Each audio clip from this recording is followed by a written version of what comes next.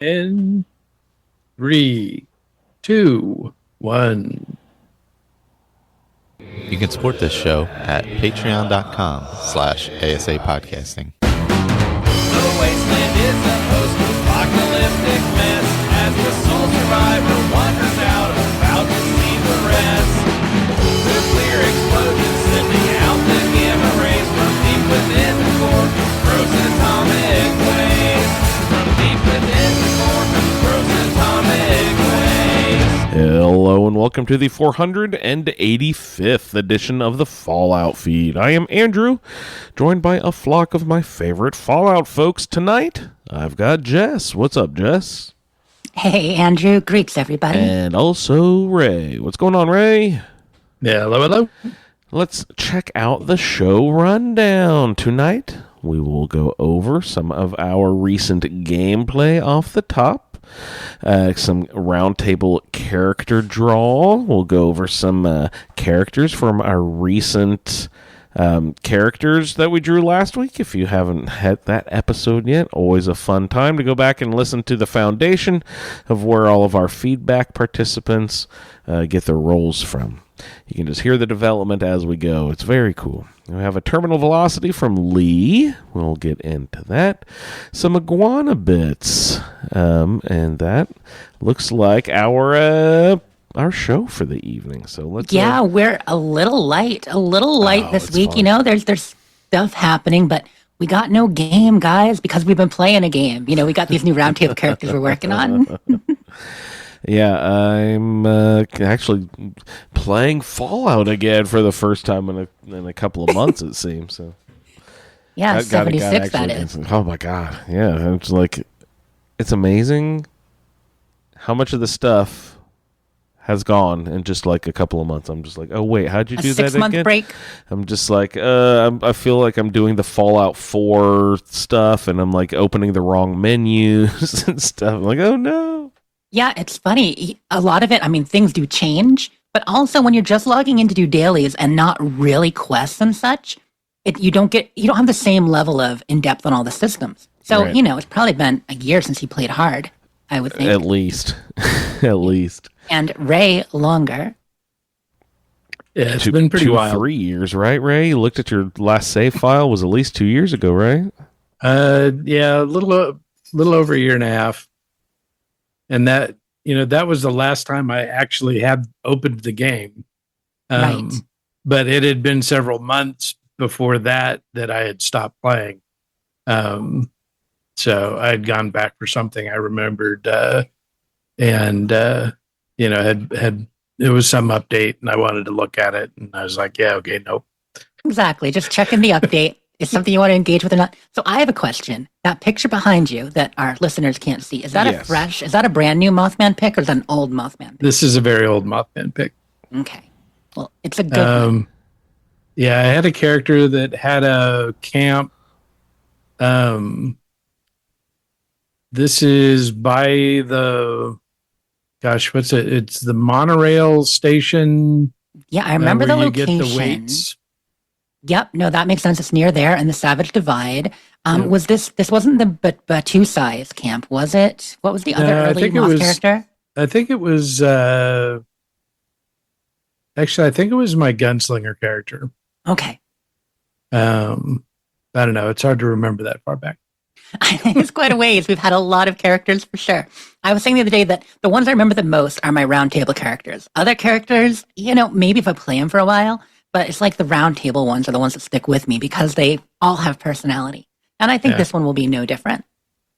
Well, that's also if I play just sort of like a random character that I start. One, I hardly ever finish the game. And two, I usually just peter out because of, that was fun for a while, Like I'm thinking specifically of my like recent Skyrim, like run through that or whatever. Yeah, and then which you did for like a month or two. The Roundtable, really, it's it keeps you. You don't have to do a lot all at once. You know what I mean? It's like you do a little bit for a long time instead of like get it burnt out and tired of it after a few weeks. I think it's a good good tool for playing a nice, long, invested game. Yeah, it keeps you steady. It both stretches out a little bit so you don't like go too hard all at once, but it also keeps you focused so you keep coming back and don't like stop halfway through because you want to load a new game. And it literally slows a lot of our community members down because I know a lot of them want to just burn through the first half of the. You gotta go too. You just 2 to 3 levels a week. Just. Or not levels, but you know what I mean. Quests. Or play a lot more. But yeah, right. You ration out the quests. The levels, maybe not. You might hit level 30 in that first couple weeks. Yeah, I totally meant quests on the game. Not levels. Yeah. Speaking of, we're going to get into our gameplay a little bit, but we had, we've got some levels on our new characters that we'll talk about. But there was the surprise. I need to ask if anyone took advantage of this. The surprise Fallout 76 6th birthday double XP and triple score. Did any of you guys log in on Thursday to get that? I definitely did play yesterday. I don't think I actually noticed the score, but I did notice, I'm leveling up pretty good here. So I didn't actually look to see if there was a bonus on my active effects or whatever, but that's cool. No, I definitely leveled up a few times in a short period of time. It was not pre-announced. How about you, Ray? Did you play it all yesterday? That was the one day I didn't play. Oh, that's hilarious. Yeah, it was totally unexpected. And of course, I was busy working too. They're like 24 hours. Like 24 hours from 11 a.m. to 11 a.m. or noon to noon, basically. So by the time I got in, today to play, it was already over. But a great way for people to, wrap up that score if they were waiting for scorecation. And double XP is never something to frown on. The best thing about double great. XP and triple score is that it really juices that rollover XP score, because you're getting that rollover twice as much, and now you're also getting extra for it, I believe. I'm not positive the triple score applied to that, but I think it did. So if it did, instead of 100 every 10,000 experience, it would be 600 every 10,000 experience. Well, 300, but you get it twice as often because you're getting twice the XP. So, it's a pretty big boost. Yeah. So the only thing that I've done that actually, for score was that I went and visited one of the camps, the featured camps, and got score. But I haven't been able to avoid score altogether. Yeah, you won't be able to while playing, Ray. I apologize. They make some of it so you just have to get it. You're going to have to, deal with earning score. Yeah. So I think I'm 10 points in now. That's pretty good, really. For it to happen so quickly. So your character, actually, do we want to start with Ray's gameplay? Does that sound good? Get into kind of Ray's character, what you've been doing? Yeah, absolutely. What you been into, Ray? Well, so when I started up the character, I thought, okay, I had played a few times after my Fallout First had expired, and just trying to figure out the game and remember how to play it. Yeah, did you have any Fallout 4 muscle memory issues or whatever? I'm doing the control motion in my hands. No one on the podcast can see that, but dummy Andrew, he doesn't use a controller. Yeah, no, same keyboard layout for both games for the most part. They don't. Okay, that's actually interesting though, because on the Xbox, they actually do invert some of the menus and stuff like that. Like the build menu specifically, like if you hit right trigger on one, you spin one direction, and the other game you spin the other direction. I hate that. It's like, why?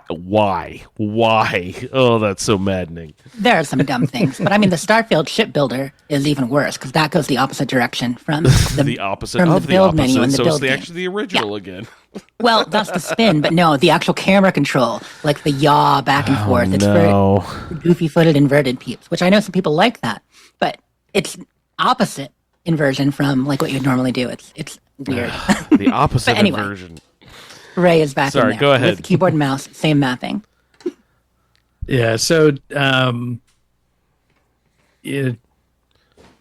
had logged in with Lee one time, and we got it. We were checking out the level 20 character thing, And so that I was, after, he took off, I had gone back in, and I, I had run across 3 different human beings, in the Living process ones? of pay, and each one of them attacked me, while I'm trying to play. Of course, I ignored them. Little did Ray know he had the special Vault 76 Kick Me jumpsuit with like, a little sign on the back instead of 76. And so that was just, like, what, this is stupid. So when I went to start my actual Roundtable character, I got it. I re-enrolled in Fallout First. Oh, come on, Ray. He doesn't want any companions, forced or otherwise, or people Yeah. attacking him. That is bizarre. I still find the will fighting play weird. alone. There will not be other people in my Fallout. So I mean, I still play with, what I think, Lee and Ray Randy, and Randy, right? Yeah, that's your crew. But yeah, no rando humans. Maybe you'll run into Clint and Charlene if they're out there. Oh, I'm sure I will. You got Randy, but no Rando. Right, exactly. Okay, good. So it's been going okay. There's probably the most notable thing is that how many locations have changed. Right. Especially at So- the beginning. So when I'm at the start of the game and I'm trying to remember, okay, what did I do? I've started this game 40, 50 times. Right. And Even though it's been a so while. so I was going back to my regular haunts, places. Okay, I need some of this. I'll go here. Wait, this isn't there anymore. Okay, well, I'll go. Oh, that's not the same either. Nope. Appalachia, it's been a couple of years. Like people keep moving in. It's getting a little crowded at times. It is indeed. So it's been fun. I've been, trying to keep a positive spin on it. You want to tell us about what you're doing with Mr. Chloe there? So mainly just, I've really spent most of the time just trying to get levels, so I can get my specials and my perks and everything that I need, based on the role that I had, which is high in intelligence, agility, and luck. I'm trying to focus on laser pistols, and so I've been working towards all that. I need to get to level 20 so I can start getting science perks. So that's been good. Just kind of running through the main quest line, getting going, doing the workshops or whatever we call them nowadays. Back to the old PvP workshops, which in Fallout First you don't need to worry about anybody ganking you at all. So that's Exactly. Yeah. nice. And those are great too, because the the defend quests that pop up pretty regularly give you a good amount of reward. And my big cheat at this point is that I've got 2 characters, my gunslinger character and Lydia, which was my second melee cannibal character, Right. that had the underground camp at White Spring. They are providing support material. So, improved weapons and lots of ammo. So you're doing the classic log on a character, drop some stuff in a paper bag, and switch, and it's working fine for you still? Yeah. I use, the suitcases at the train stations. Yeah, those are still good. I always use the locker at Belching Betty. I don't know why. It's just we have our habits. So yeah. Yeah, my main goal is to be, as close to where I can drop a tent as possible. So I have the least amount of distance to cover, incredibly over encumbered. Smart. Smart. As you waddle across the wasteland. Yeah. So, nothing particularly notable has popped up for this character. Just kind of getting a base set up and, trying to get powerful enough to be able to hold my own. I've definitely, That's going to be important in these quests coming up. Yeah. I've gotten my ass handed to me several times. Whew. I understand that. Yeah, it's not the easiest. Where'd you set up camp? Where are you setting up home? So my camp had to be in the forest on a copper node. Okay. Did you like open up the interactive map and like zoom in and filter by copper and all that? Yeah, and it was kind of nostalgic because the location that I picked is pretty far up in the upper northwest corner of the forest. Okay, towards the lumber mill, like that far, or? Well, it's kind of just off the river. Mm-hmm. So there's a little camp. I think it's got a woman's name. Or is it Yes. north of Deathclaw Island in Tyler Yeah. County? Okay. Darla's Laboratory or something like that. I forget, right? Yeah, it's got a Something bunch like of that. Super mutants in it, and as And Lee found out, It's got the nice garden floaters. out back. Uh-oh. Yeah, you're thinking of Darling Sisters. Darling yeah. Sisters. That's the one. Um, So it's just north of that. Yeah. On the side of the cliff. I always hit- But it's one of the. I think it may be the first place I ever built a camp. Oh, wow, that's in cool. Fallout 76. So it was like, oh yeah, I know this spot. This is, Nice. this is the first place I built a camp. So that was pretty sweet. to go One forth. thing notable. To go forth is to return home, Ray. That's very deep. I was going to say one thing notable about Mr. Chloe, too, because a lot of us have been sharing pics of our new Roundtable character on the Discord. Mr. Chloe has the spark plug haircut, which when we got that, I used it for a photo too, but I'm like, who would ever actually use this? Well, now someone has. Yeah, so I was trying to the figure best. out how to incorporate Chloe into my male character's design, and so I was thinking of we just had the robot name game the other day, and so I was thinking of Cleo, and so Wow. it just flipped the O and the E, and you've Rearrange got the Chloe. letters. That's awesome. Good Smart. job. Where's that posted? Where'd you put that? In the Discord. In the Just Fallout? in the Fallout channel. Yeah, everybody's pictures are in the Fallout channel. I'm kind of going to go through them a little bit later. Sweet. Very cool. Drop your picture in there. If you're just a casual observer, someone who plays along but doesn't submit feedback, I know that there's a few of those people out there who do that sort of thing. Lots, yeah. Drop your pictures. We want to see what you guys look like. What else you playing in there, Ray? What you getting in any trouble? Well, you said pistols. You said laser pistols? What'd you say? Yeah, laser pistols is the direction I'm going to head with this. That's totally hilarious. Because I've done a character that I still have, regular, ballistic pistol build. Mm-hmm. So I thought I'd give a laser pistol character build a chance. That's sweet. See how that works out. I was assigned Gorilla, which is automatic pistols for one of my cards.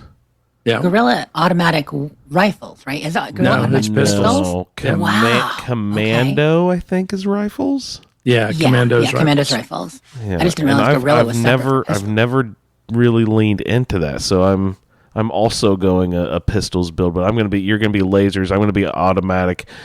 Now, in that case, automatic, that also applies for energy and the ballistic and energy. Is that correct? Like It should. so yeah, that just card will any- apply to like the laser pistols and the 10 millimeter. Yeah, whatever you can equip an automatic receiver on, you should be That's, good to go. And Pistol size, yeah, because it's what 10 to 20%. and aren't there some rifles that you can remove their stock and turn them into pistols?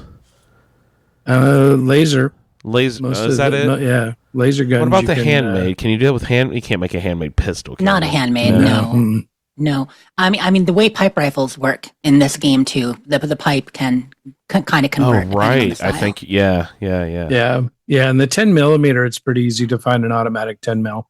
So I what's interesting is for finally energy got one. weapons, you're going to be using the science skill, right? Like science expert, master. I always think of that as a crafting card because I don't play energy weapons in 76. That'll be different. Right. So so what was your assigned perk card that said that made you say you wanted to do pistols? Was it the agility one? So I don't think any of my, none of my cards had anything to do with Offensive. weapons. Wow. That's good. They let you Interesting. choose.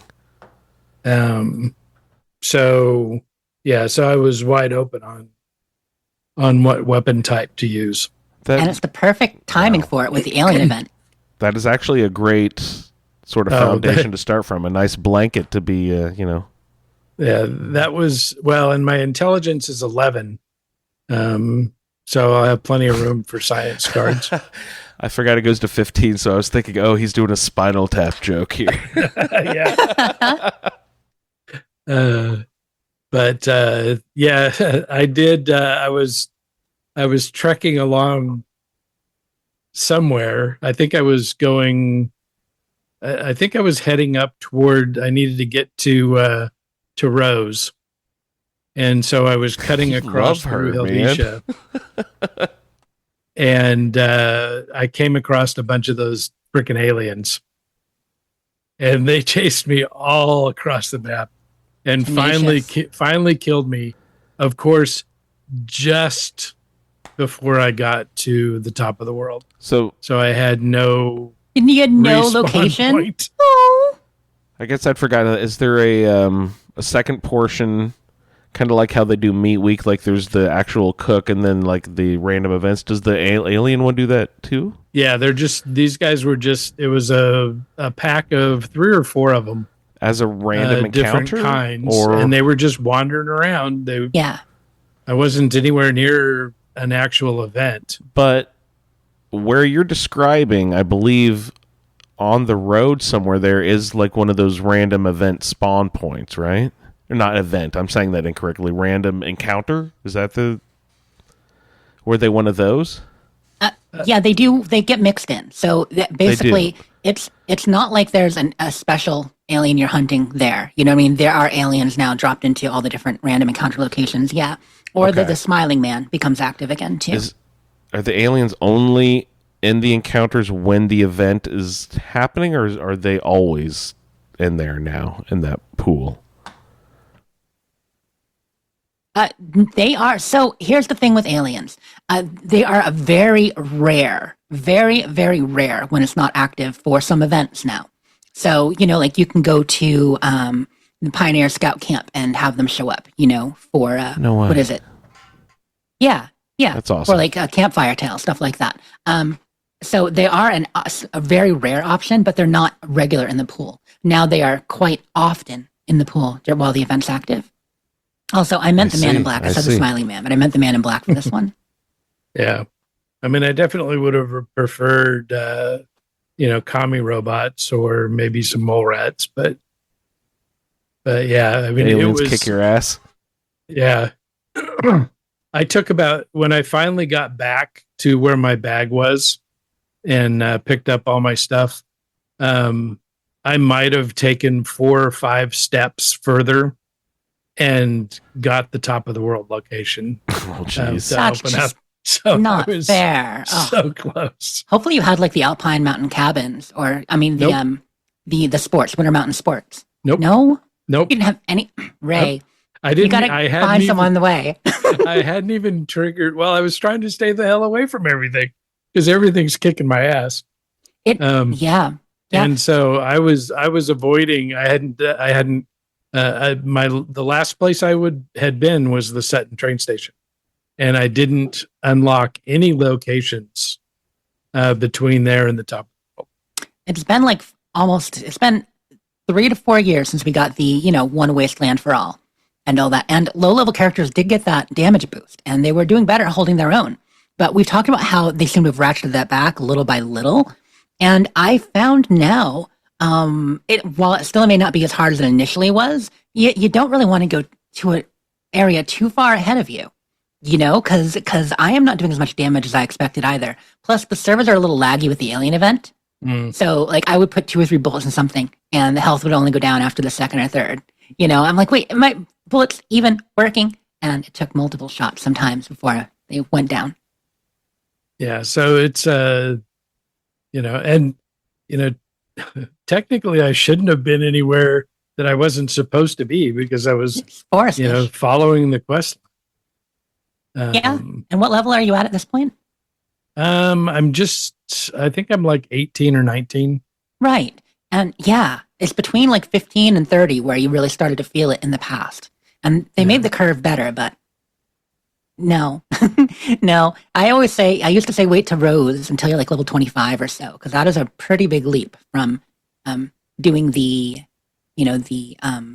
oh my gosh, the responders. See, I'm glad we're doing the early quests. Who's the firefighting responders again? The firefighters. Yeah, but no, they have a name, and I just forgot what they're called. I feel The lamplighters, little lamplighters, the fire breathers, the firehouses. Well, and so when I was making this run up to Rose, I was probably level 15 Why are you doing that? because I was following the quest line. But you're not supposed to. I mean, But well, actually, You this were is what people already do. far enough in the main quest line to go to see Rose, but yet you had not earned enough XP to get you there. You know what I mean? That's weird.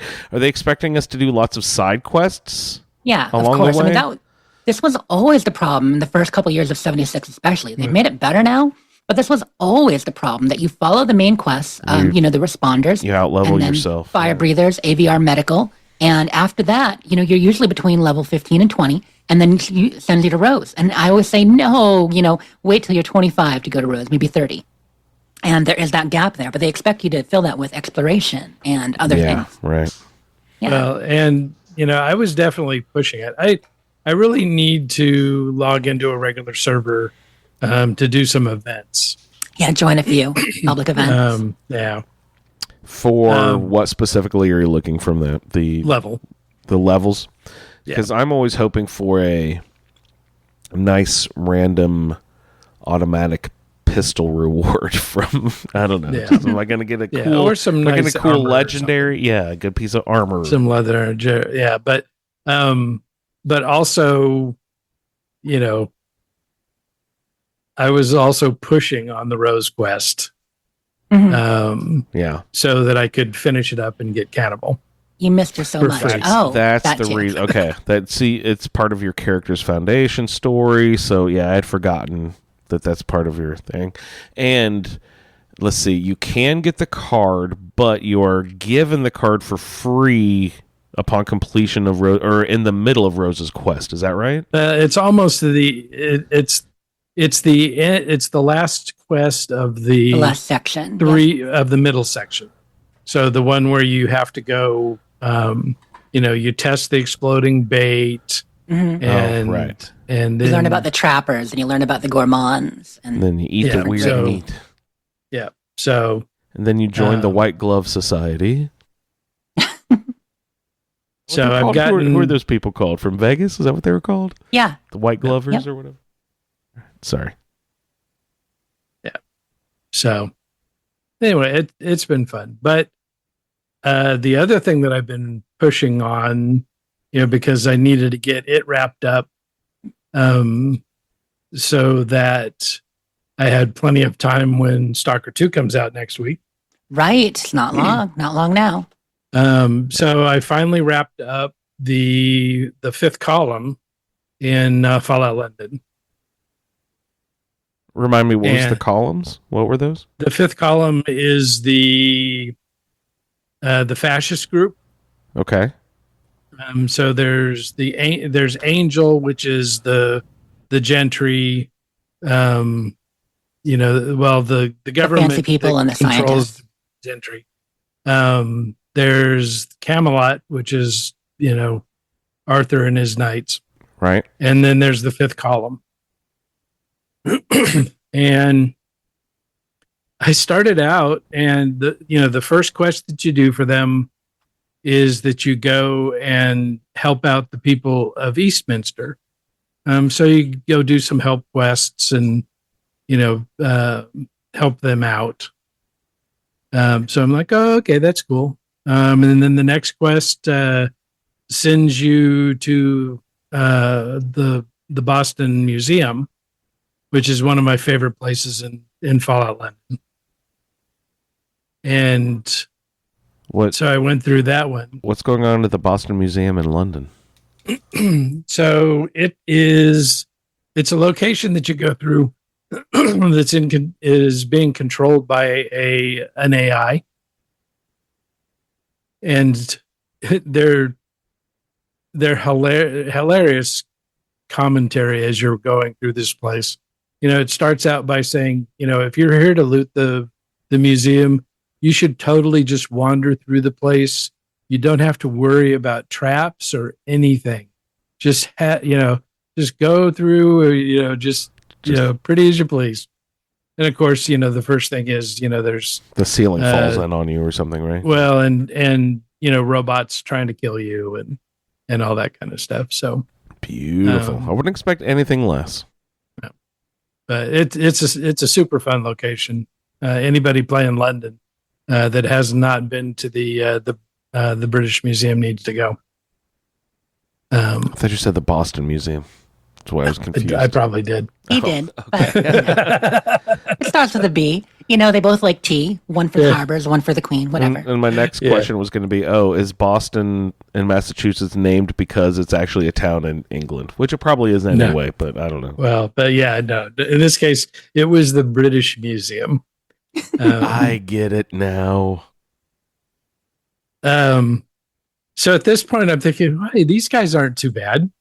I mean, they're a little intense and in some ways, but it's cool.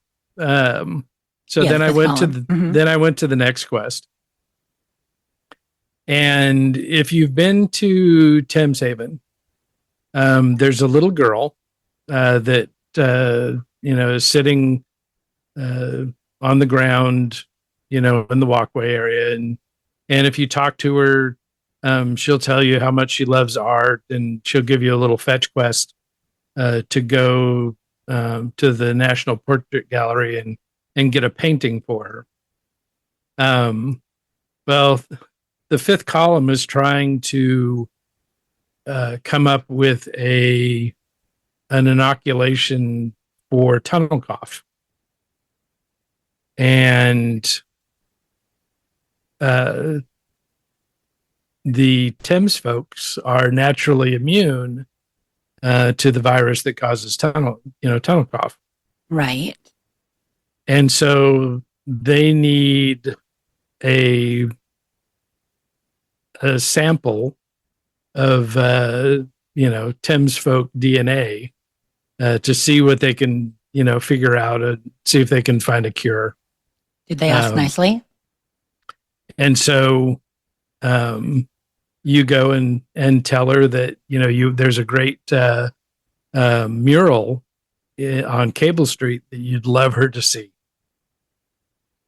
And so she's like, oh, great. Well, when she gets there, they kidnap her. Oh, And so they want you to kill this little girl. And I'm like, no, right. not gonna do that. Yeah. And so at that point, I almost just quit. But okay,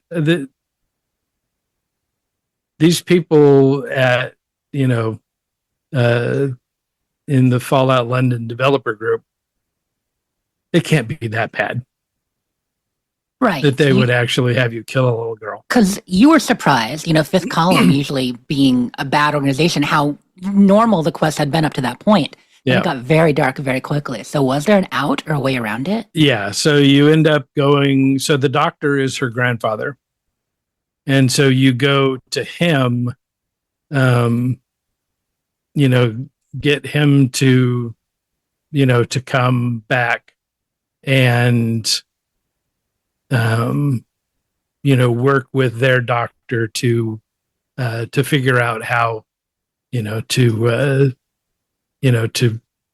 solve the tunnel cough problem. You never really hear about it again. Okay. And at that point, you fail all of the uncompleted Thames Haven quests. Because of the fact that, you were complicit in kidnapping the girl in the first place, right? Yeah. Yeah. Yeah. Fair. So I'm like, okay, I'll keep going, since we didn't have to kill the little girl. And, so there's a lot of, you have to go deal with Miller's men, and that whole thing was a little bit dark, but not that bad. And then from there, it's just quests to take over London. Right. I would never do it again. Not your preferred faction. Because there really is no redeeming qualities, story wise or otherwise. You get to be a fascist, dude. Come on. It's pretty clear that they are, they're trying to justify their actions, but it's just a power grab. Yeah, no, that makes sense. So, in all, they're not really any better than Angel. And maybe worse. No, Angel's pretty bad. Yeah, I haven't seen all that yet, so I don't know. Angel's pretty bad. The only good faction in Fallout London is Camelot. Mm-hmm. So, if you're looking for a truly good path, through this game, then Camelot is the way that you have to go. Okay, that makes sense. Because, working for Smythe is, no picnic. No, I mean, Smythe doesn't strike me as a good guy or girl when you first meet them. Right from the beginning, they kind of have that, puppet master vibe about them. Yeah. But it kills me that you haven't got to the end of this game. I know. I'm the worst. Because the ending is fantastic. I can't wait to see it. And I know, like, some listeners probably know, but for people who don't know, the fifth column, the idea of the fifth column, it originated sometime in like the 30s or 40s as like the idea that there are four columns of society and a fifth column is a destabilizing influence of like, sabotage and espionage. And there were all kinds of things about, stop the fifth column, eliminate the fifth column, propaganda posters. I don't know exactly how it started, but that's what it is. So, they're kind of a militant group from outside, often associated with, the evil communists or what have you. You say you can't wait to play it, Jess. I know. Well, you have proven otherwise, I believe. Yes, it is true. I have made decisions. I went Starfield first, and now I'm in Dragon Age. But. Yeah. Oh, God. I was just about to say, how's that go? But, Ray, what else are you getting into? So this character was a rifleman character. And are you the London guy? Are you still talking about London there? Yeah. Okay. Still playing London. And it was in many ways easier to get through the London battle than it was with my melee characters. But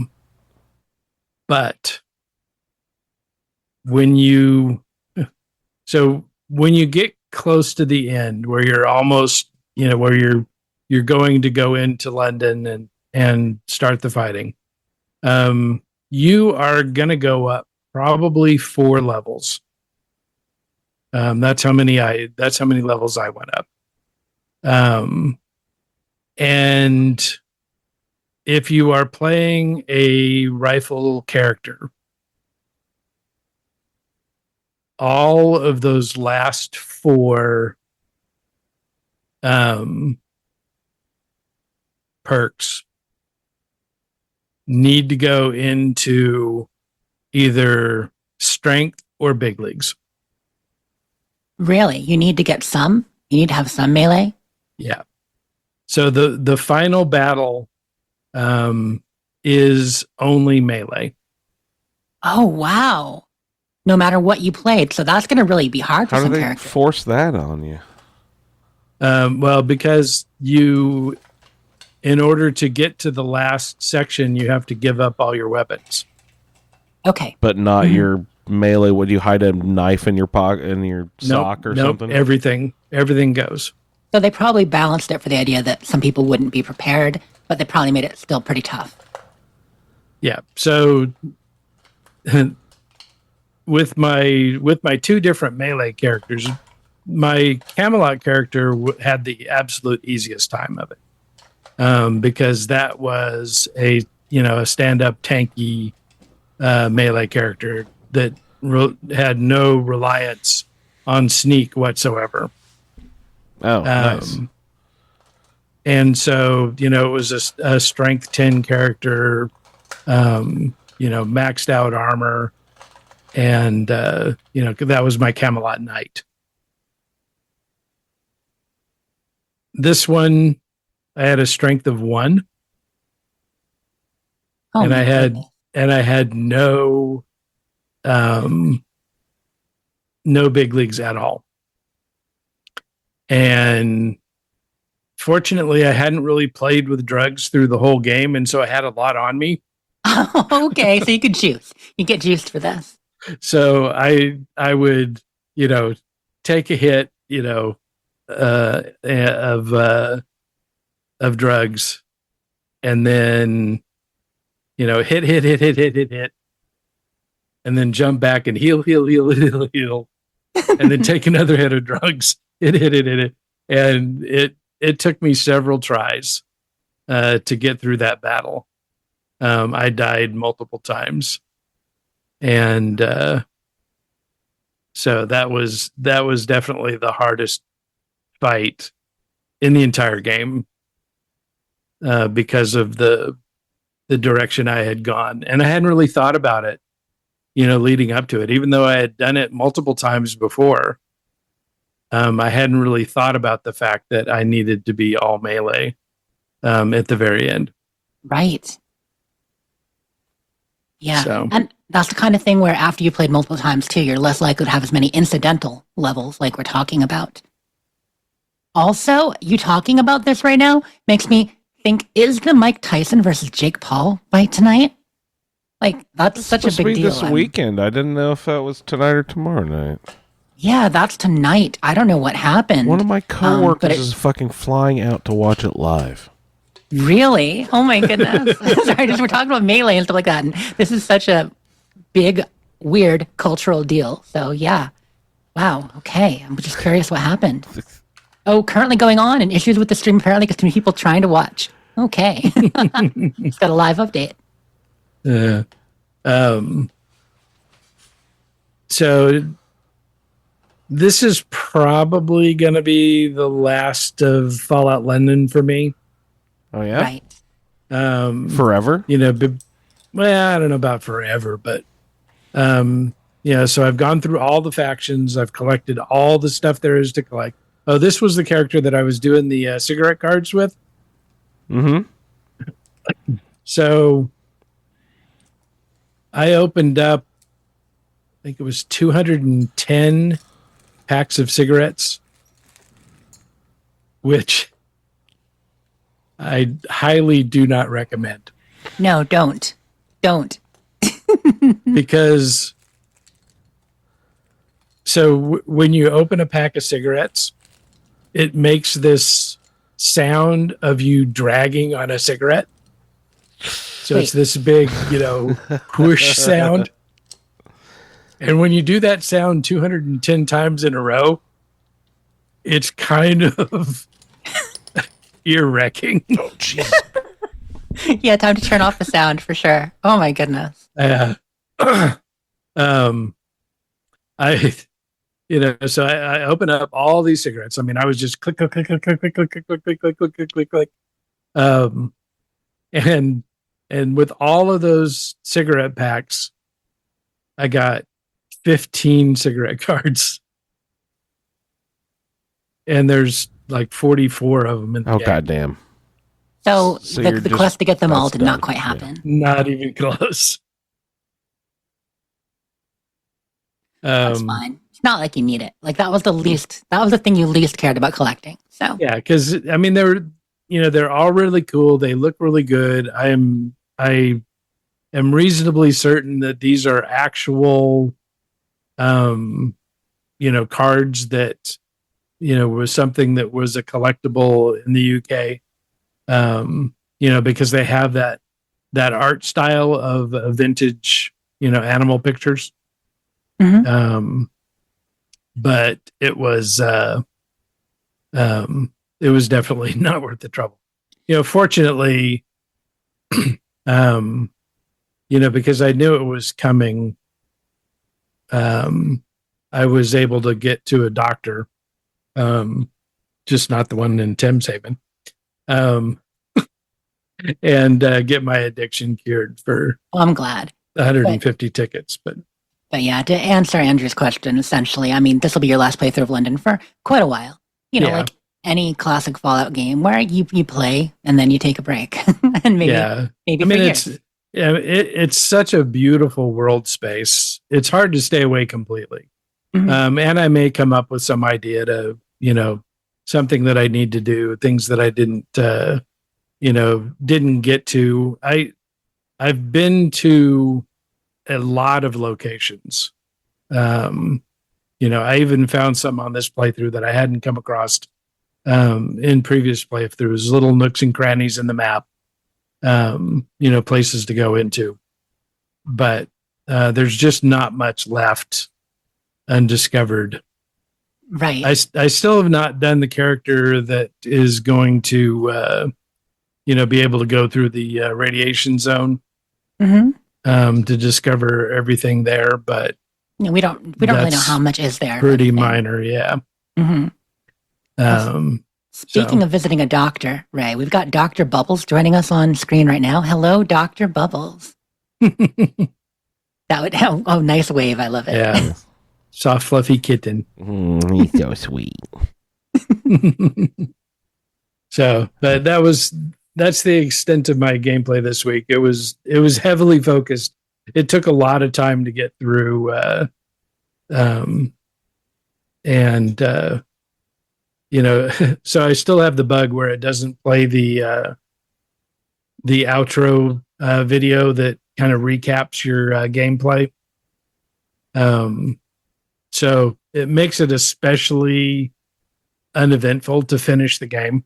Yeah, that really is underwhelming to not have the recap and all the good stuff that you worked for. That's a really fun part of the ending. But I'm glad you made it through, Lyndon. I'm glad you're ready for Stalker next week. And got to start your 76 characters. So all in all, not a bad week. Yeah. Where's your next stop on the International Trail of Fallout?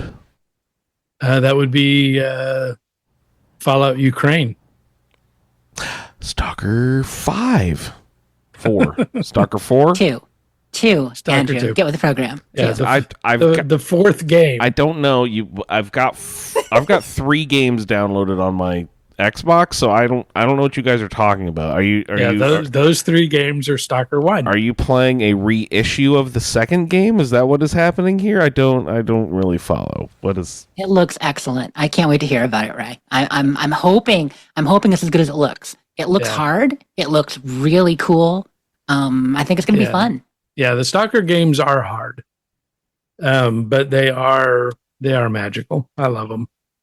They are very difficult. We'll see about the difficulty settings in the new one too. How much variance there is. Yeah. Hey, Jess, how's your dragon game going? So, gameplay. I did get to actually start the dragon game, which, remember last Friday, I was disappointed because I hadn't really, the whole plan, week off, Dragon Age, it became week off, Starfield Shattered Space, which, not complaining, because I love Starfield, and I wanted to finish Shattered Space. And so I had finished the main story of the DLC and most of the side quests last week. I did go in last weekend, and I cleaned everything up. I did the rest of the side quests. I got all the achievements. You need to find 50 locations there. So I found 50 locations. Some of the ones are on the outside. And Ray, once I left the kind of second bubble, Dazra outskirts, into that big wide open, I did find just what you're talking about. That while they are still unique locations, they really are sparse. They really are spread out. And there's really not much to them. Right. So they might as well have just given us walls. Like, honestly, just given us walls around the edge of the Dazra outskirts, and I think the DLC would have gotten better reviews. Because then it would have been like Far Harbor, where, they need to save us from ourselves, okay, Bethesda? Yeah. Save us from ourselves a little bit. Give us borders and walls and keep us from, getting bored. Yeah. I mean, you just a big water moat. Yeah. Mountains. You've done it in many games. Give us some mountains and watery moats or weird force fields. Like, the air outside of here is unbreathable. Like this area of Dazra, we've kind of converted it we've got a special shield with these oxygen generating tanks or whatever the reason. We didn't need the extra, and I didn't mind it. I mean, it was still fun to get out there and take a look. Very deserty, dunes, all that. It's pretty. But there's no need of it. And so I only used it to get those last couple locations for the achievement. But I did clean up the last of the quests. I got that achievement. I got kill the Vortex Horrors achievement. Had a couple other outstanding that needed done. Oh, aid the Varun Kai. I did need, the last one I needed to do for that was the Tomb of the Fang quest. Mm-hmm. Which, that location, let me tell you, I'll get into it in depth elsewhere a little more, but the location where you're infiltrating the spacer base there, is that maybe the coolest location on Varun Kai and Shattered Space? Yeah, that was definitely my favorite. Yeah. I would say that or might be. I mean, I liked the Citadel. The Citadel was intense. That was really intense. And the oil refinery, the one where you're helping the woman from the Dazra Goods location at the beginning to find her brother, I want to say Quasimodo, and I know that's not it. It's like Quasimodo, Qualinesti, something with a Q. Anyway, you've got to go find him, and, I won't spoil everything there, but that's a really cool oil rig dungeon. I really do like that. Yeah. But this one, the Spacers took over with the King. Mm-hmm. I'm sorry. Awesome faction. Captain with the radium notes and the King himself and the Spacers converting us. Hilarious. Yeah. Yeah. So highly recommend, if you're going to do Shattered Space, among the side quests you do, find this location called the Tomb of the Fang. It's directly west of Gaza. It's on the edge of the Dazra outskirts, directly west. So keep going past the spaceship and past the Way Shrine of Strength and get to the tomb. Tomb of the Fang, F-A-G. Lee in chat was asking what I was saying. So yeah.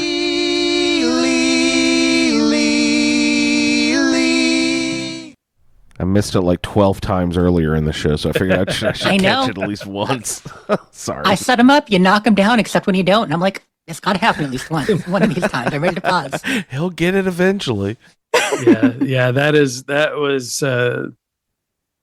was definitely a lot of fun. So I did clean up all that. Now I have one Shattered Space achievement that I did not get in my quest to do them all because I had an issue of some kind. So there is one to make all the grenade types, these special vortex grenades you can only make from materials you get from the vortex horrors here in Dazra. Somehow you need vortex shards, which you get from any phantom enemies. Then from vortex horrors you can get vortex cysts, glowing cysts, and dark cysts. For some reason, I got all my glowing and my dark, but I lost all my regular vortex cysts. I have no idea what happened to them. I went back a couple saves because I did keep multiple saves, but as you know, I was kind of, as I go through, I was erasing them as I go and keeping like 3 or 4 saves, but over the course of an hour or two. So, and I spent a good 30 hours in the DLC. So the only save I had in the middle was around level 81 or so, about 12 to 14 hours in, maybe even like 20 at that point. And I didn't have them on that character either, like on that version. And at this point, I'm level 84, and I've done everything. And because I've shut things down, it's harder to find vortex horrors after you finish the main quest and you clean things out. So what I'm going to do is probably load back into my level 81 character, go hunt down a few vortex horrors, see if I can just find a few, get some assists, and finish the achievement. Because I am a completionist, and I want to.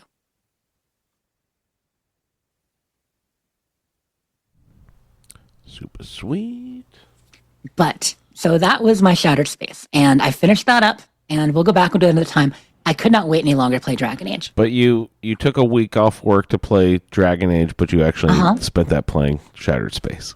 For the most part, yep. Yep. I mean, it kind of makes sense, right? Because I couldn't start Shattered Space because of Fallout Day.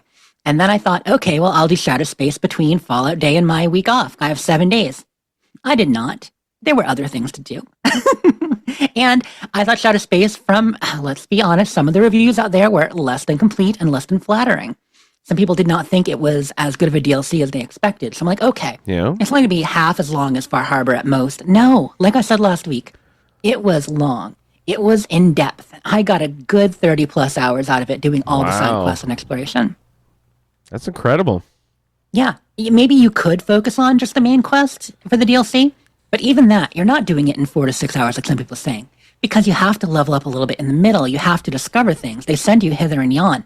I think that most people would take at least 10 hours to do the primary quest. I bet you if you tried hard, you I don't know. Am I exaggerating, Ray? Is it only 7 or 8 hours, maybe?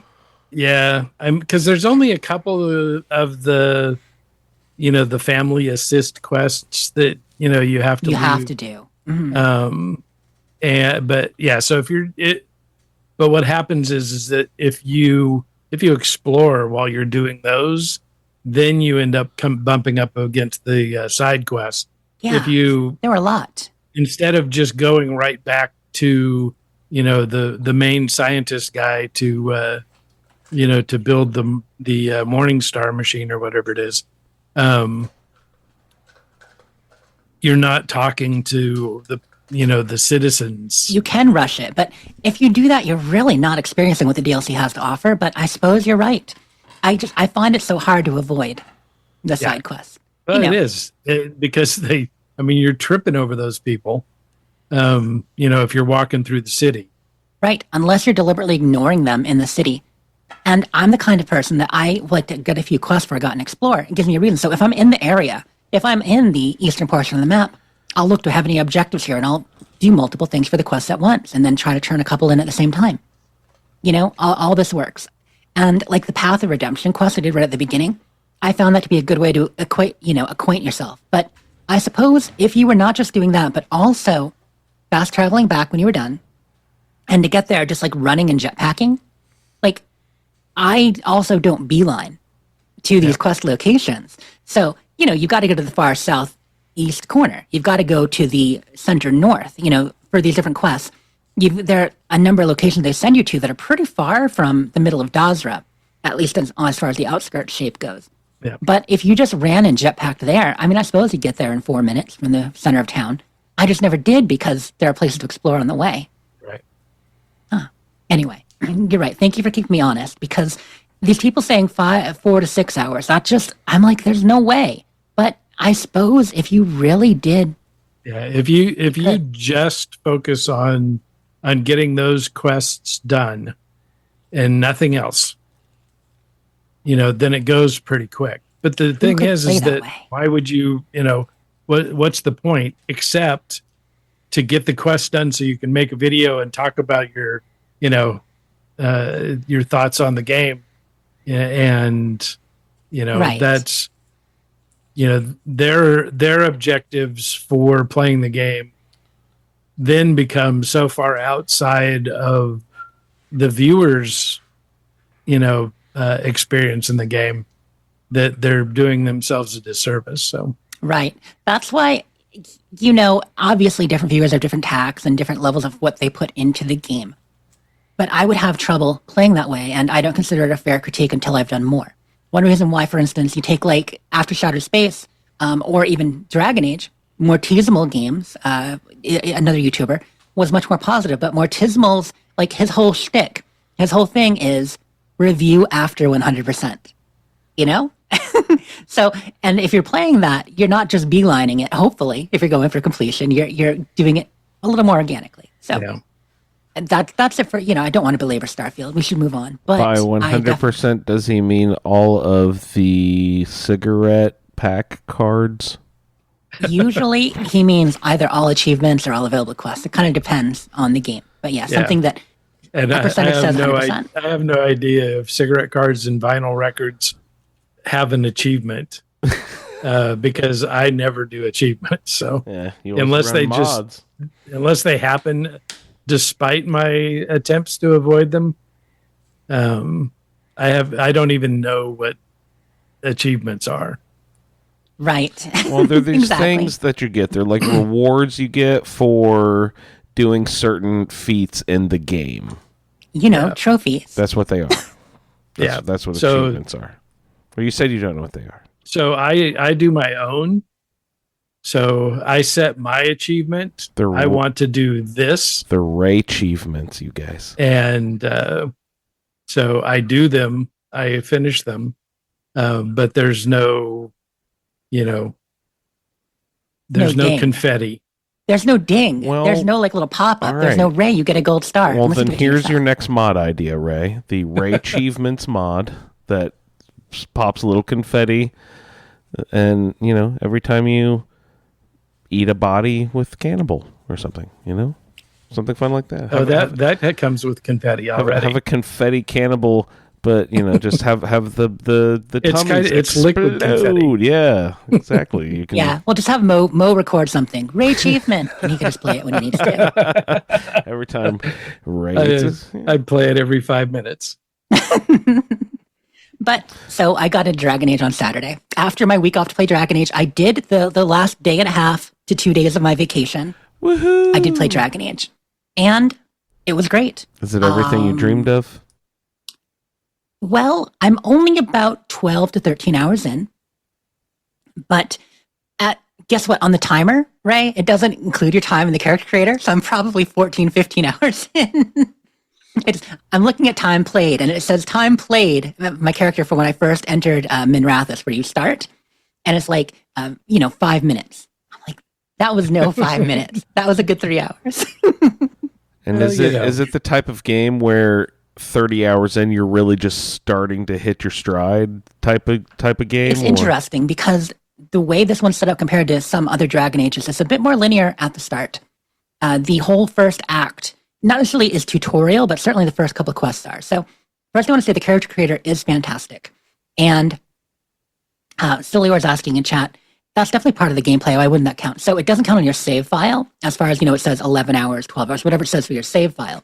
But of course, you look at the Xbox time played, it would count. So, you can keep track that way. And I haven't done that. So now I'm actually kind of scared because if I take my save file minus the time played, it might say like you were in character creator for 5 hours.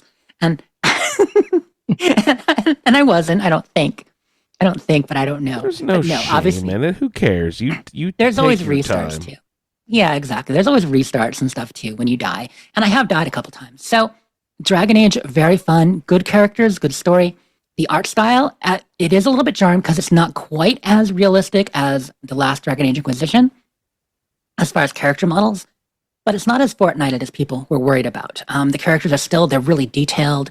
They're very good. You get used to it pretty quickly. And the world itself is incredibly gorgeous and detailed. It's a beautiful, beautiful game. What explains the different graphic situation? Is that a different publishing company now or something? Oh, gosh, no. No, just every Dragon Age has been a little bit different. And it's been 10 years since the third game. So, things have changed in the last 10 years as far as art direction. Okay, that's even more interesting because now it's 10 years old, but it's still more realistic the 10 years ago game. Wow. Yeah, because they're not going for as realistic. That's not really the goal. Yeah. So Dragon Age is interesting because the first one came out 2009. So it's been 16 years total. And everyone has had a slightly different play style, slightly different art style. The first one was very much like classic Baldur's Gate. With there was a little bit of real time with pause, but it was much more tactical with pause. The second game was made a little bit too quickly because EA kind of pushed them to push it out. So it has a really developed story, but not as developed gameplay, and so it leaned more into the action side of it. Like same engine, same style, but now it's action because you couldn't do as much in the way of tactics. Then the third game was 5 years after that, and 4 years after that. And they were now on a whole new engine, which is the Frostbite engine, and they were figuring out how to make an RPG on this engine designed for Battlefield and shooter games. Like they were having to use. So now they're like a whole lot to figure out there, and it's kind of in between the two as far as tactics and stuff, but the graphics are super realistic. So now they're still on Frostbite 10 years later. And so in some ways, some of the environments look similar to the environments in World of Inquisition, but the art direction and style, they've said, oh, let's make it a little bit more, make it a little bit softer. Not necessarily more generic fantasy, but they've added variety, but it's just a little bit less realistic. And it's fine. Like I said, I got into it real quick. So story itself, characters are great. It jumps you right in.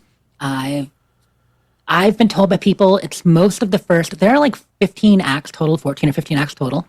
I'm in Act 5. The first 7 to 9, I think, are Act 1 scenes. So I'm in Part 5. I'm sorry, there are like 14 parts total, 3 acts. I'm in the first 7 to 9 are Act 1. Anyway, long story short, that stuff is more linear, where you're kind of playing it like an older RPG where it's not open world.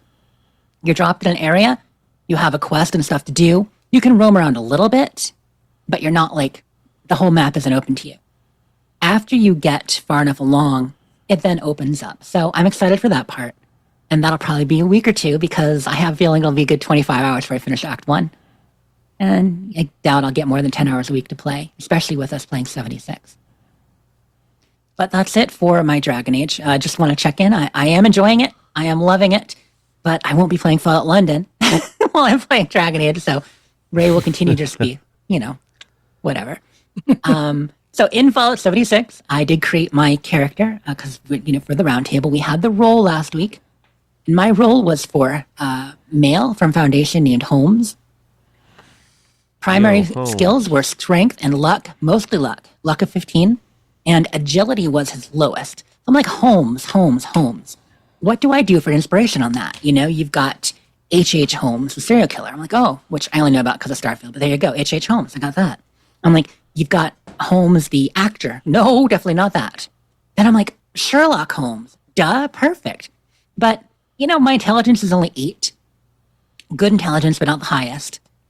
His luck is much higher, and his agility is really low. So I'm like, okay, what's like Sherlock Holmes? So I went with Hard Knock Holmes is my character.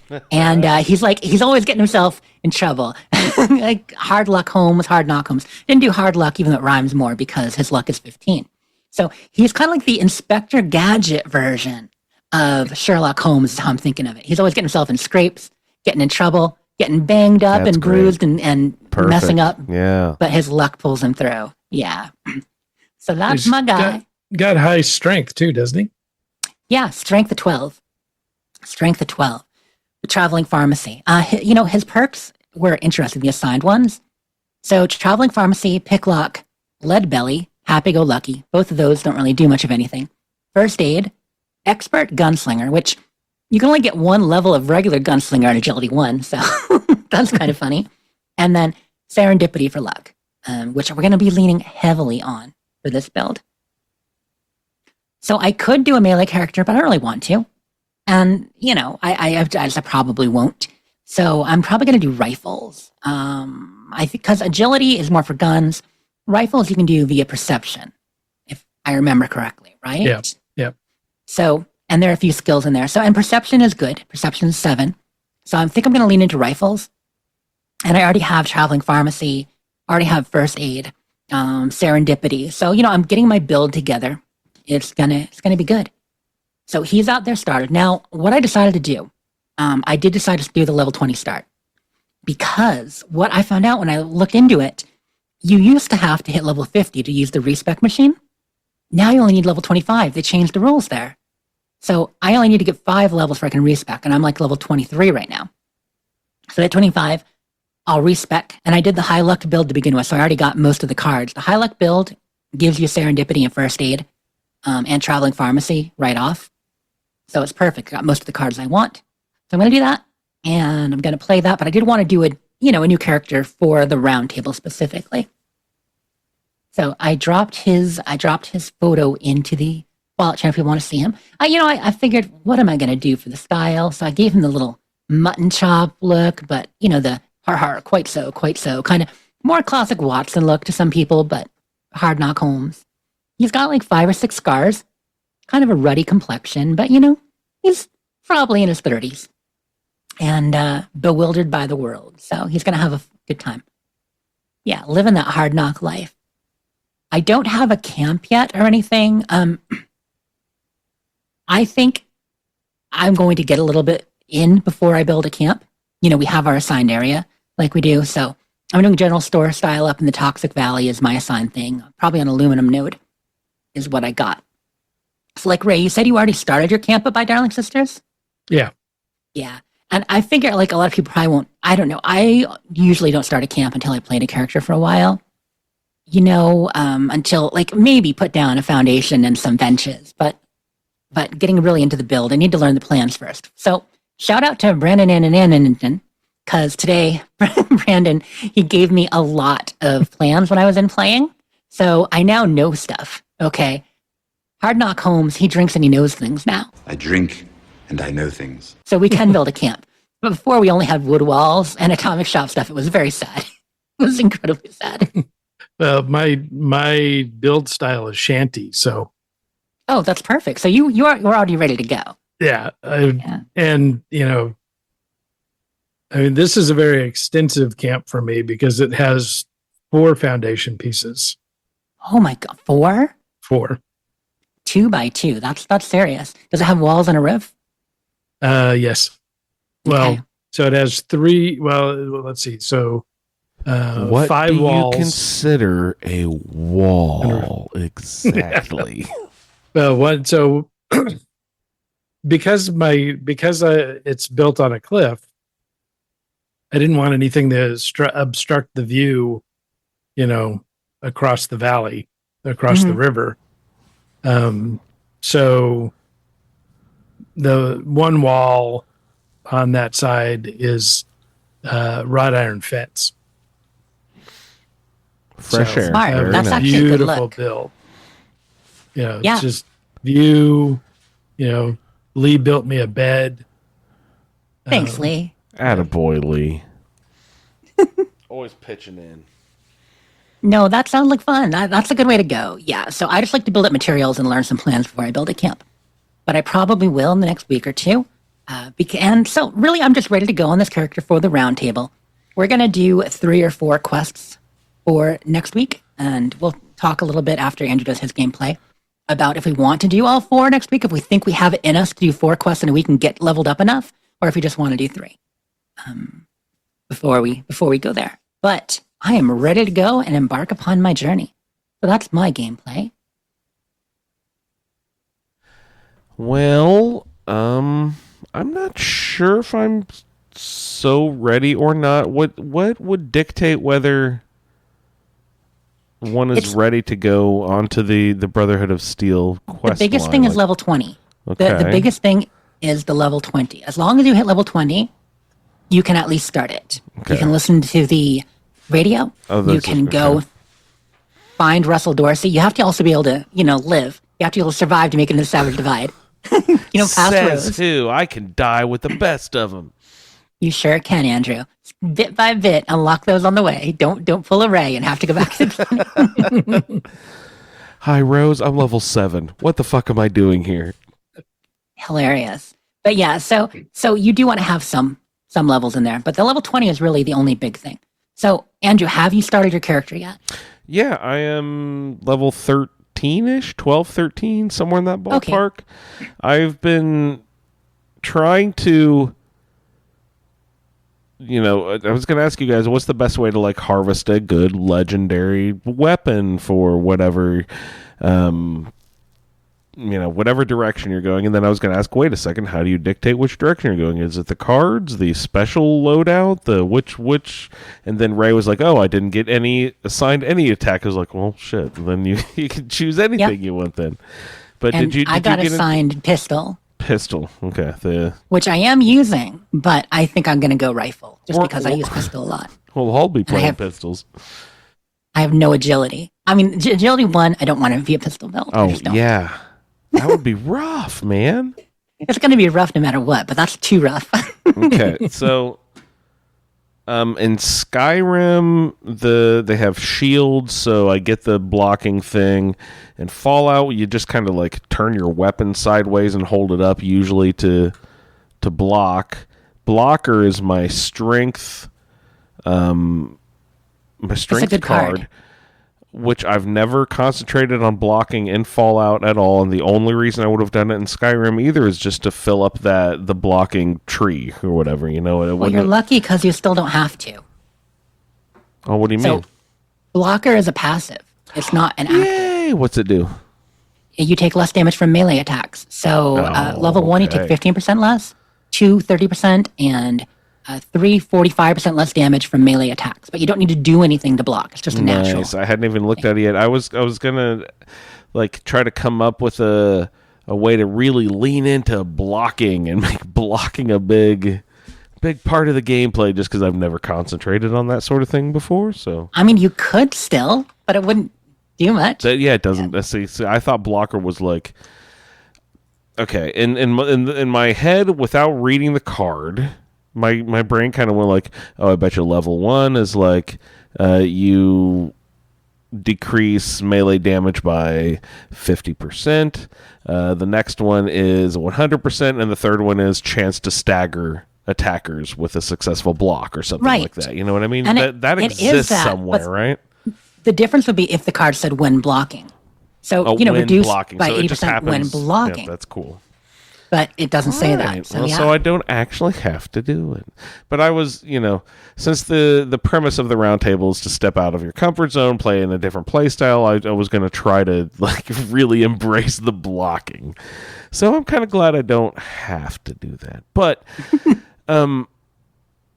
that then leaves the conversation open. So I have a 15 in strength, is by far my highest category of any of the strength. Yet I was not assigned any sort of offensive, attack cards or anything like that. So that leaves it way open. But in the agility category, I was assigned an attack card. So even though my agility is only 7, which is not terrible, but my strength is 15, so you would think you would really lean into the category where you have the most room to, spread your elbows out or whatever. Right. Melee or shotgun. But I was not assigned... See, that's the predicament. I was not assigned an attack card, so I kind of want to lean into the one because I've never done an automatic pistols. I think that sounds ridiculous to have an automatic pistol for some reason. I don't know why. It is. That sounds silly to me, but I've never done that, so I'm gonna try to run with that one. I think be less effective, faster. Automatic pistols. I don't know. Yeah. But, you could also do shotgun because you've never done that. Like a Mac 10. You know. They got the automatic 10 millimeter. Does the submachine gun count, or is that a two-handed? That's not a pistol, is it? I'm pretty sure that's a rifle. Okay. Pretty sure it's two-handed. Yeah. And my brain was like, oh, what if there was like a 44 that was automatic that you just pulled the trigger and like the revolver like went, brrr, brrr, you know, like it shot all six. Like, it's like, you know what? That might actually exist. It's like, oh, who made the first automatic Colt revolver or something like that? It would have been a revolver. That'd be sweet. There if are the barrel 44 just turned like caliber, 45, even 45 caliber, semi-automatic. That's great. That's because I just got a 2-shot 44 snub nose or something from a drop or no, it was the I completed the, I almost called her Pam. She's not Pam. You get the head for the Assaultron. Hey, your body is just a wine jug, so you'll take what I give you. You know, what quest is that I did for Darla and or not Darla? What's her name? Yeah, it's the Wayward Quest. The Wayward Quest. Right. Yep, for Duchess. Duchess, So, not Darla. Yeah. I'm thinking, so the items that you can use for automatic pistol, 10 millimeter, Enclave plasma pistol, Gamma gun, automatic laser pistol, automatic pipe pistol, plasma pistol, and the ultrasight laser. So really you're doing laser, plasma, pipe, and 10 millimeter. And that's it. I've already got I got a laser pistol almost immediately. Okay. And that was great. And then I was like, but I was looking for the automatic, but I incorrectly remembered that the reward for doing the Duchess quest, if you choose the pistol machine, that you got an automatic 10 millimeter. For some reason, I was remembering that was the reward, but I chose it this time, and that's when I got my my 2-shot 44, and I was like, wait a second, is that random? I thought it was the same thing every time. Is it randomized? I think it's a randomized legendary. Okay, weird. Because I was like, ooh, I know where I could get one. Last time I got it here, and I was like, wait a second, that's probably been 5 years ago. That's the last time you did that quest. It has been a while, yeah. So I'm trying to think. I might need to look up what the reward is to see if it's fixed. But that is the elusive Crane quest line. Yeah, I eventually, now I have an automatic 10 millimeter. I just picked one up, found it on a shelf somewhere. I was like, oh, sweet. So now you're at the predicament. Do you lean into, oh, here's the weapon that I kind of wanted to settle on, or here's this other weapon that's not quite the same weapon that I wanted, but it has a really cool legendary effect on it? You'll get plenty more legendary as you go. You know, if you just join events here and there, fight legendary creatures, you'll get plenty of legendaries. That's another thing. I was like, I'm going to farm legendary things, so I'm just going to, as a little lowlife, going to jump in as many big public events as I can. Do those not appear until you're like level 10 or something? Because I checked and I checked and I checked. I was like, where are the fucking events? Where are the... Can you not... You can open the map and you can always, click up the button and it'll list all current events. There's, the featured ones, and then there's the alt tab. There's not a minimum level for having access to public events? Not that I'm aware of. Really? Okay, because I might want to double check and try it again, because I might be nuts, but... they made a lot of changes with things the past year that while I talk about some of them in Iguana Bits, I haven't necessarily read all the notes, and I haven't had a low-level character for a while outside of PlayStation. So there may be a level 5 or level 10 for public events thing that I'm not aware of. And Buggy AF, man, doing this main quest, you're supposed to have some key cards. Half the time I showed up to this place, the key card wasn't in my inventory. Or if the key card was in my inventory, it wouldn't work. Or so I reset it, hop back into the server, and it would work fine. But that happened 4 or 5 times where I had to leave servers to hop back in to get key cards to appear on my keychain that I know I was already assigned these things. They should have been there already. I'm just like, wow, this is still a thing in this, main quest of this game early on that people... Some things get better, some have gotten worse. I feel like... And it also depends on the update, because every update, there's a chance that some quests are going to get buggier again. Break something, right? And people Yeah. said after the update in September and with the alien event going on, or when sports were around, that it's running worse. I had more lag than I've had in forever when I was playing this week with the alien event. So yeah. Also, I did look up the loot from the cache. It is always a 44 pistol with 2-shot and bash if you go pistol. Okay, If you did weird. energy weapon, you would have gotten a laser pistol with furious and damage while aiming. So that might have been better, but too late now, right? Ooh, that might have been a way better choice. And then you can always go back and add the automatic receiver to it, right? Not receiver, Exactly. whatever it Yep. is. Yep. I made the wrong choice there. Hey, who knew? You know, but you'll get plenty of drops. But automatic furious, that's a great combination. They will be out there to farm now. Just remember there are some events where you get more legendaries than others. Yep, I just need to start hopping around to do those.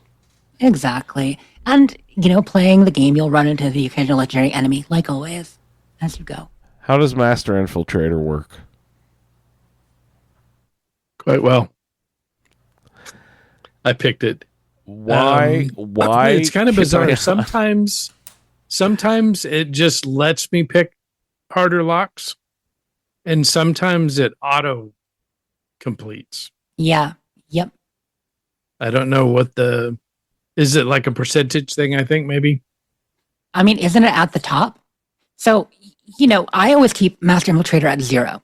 I do not put any points into it because then you have to actually pick locks.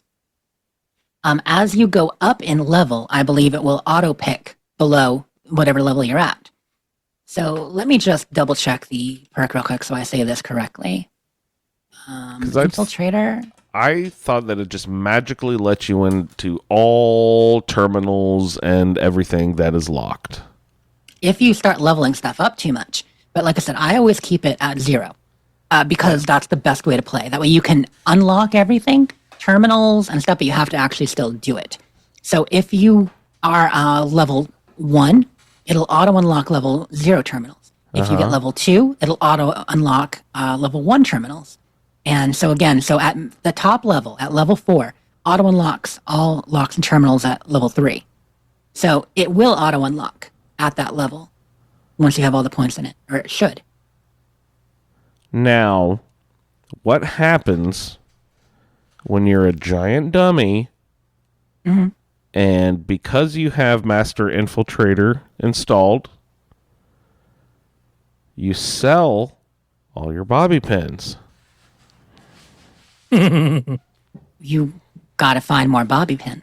Hopefully, The a fucking box thing. of them. They don't say you still need one bobby pin in order to do this. I don't know if you do. If you get the master level, if you level it all the way up, Then everything. but you need a lot of points to do auto-unlocks, that. Yeah. Yeah. And it's funny, people in a chat, so like Sillior's saying like he likes top level, but I do not like auto unlocking. I don't want to go to somebody's camp and unlock their locks. I do Whoops. not Yeah. auto unlock. Yeah.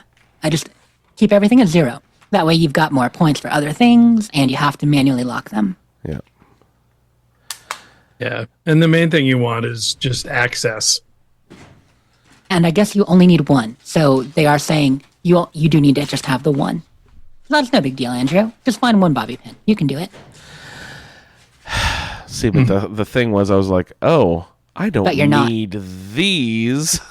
Yeah, and you're not max level, right? Because obviously you're not going to have the perk points to get it to max level. in No, Master that was Infiltrator. my next question. How, like, you can get level 1 immediately for all the legendary perks, but in order to level any of them up, you got to be, higher up in the levels. It seems.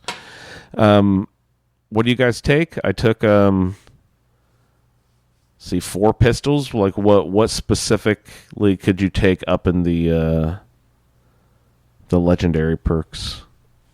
Those cards. There's not to really help anything for it there that I can think of. I mean, there's a couple that deal with ranged or the different legendary perks. So, like, I love the far-flung explosives.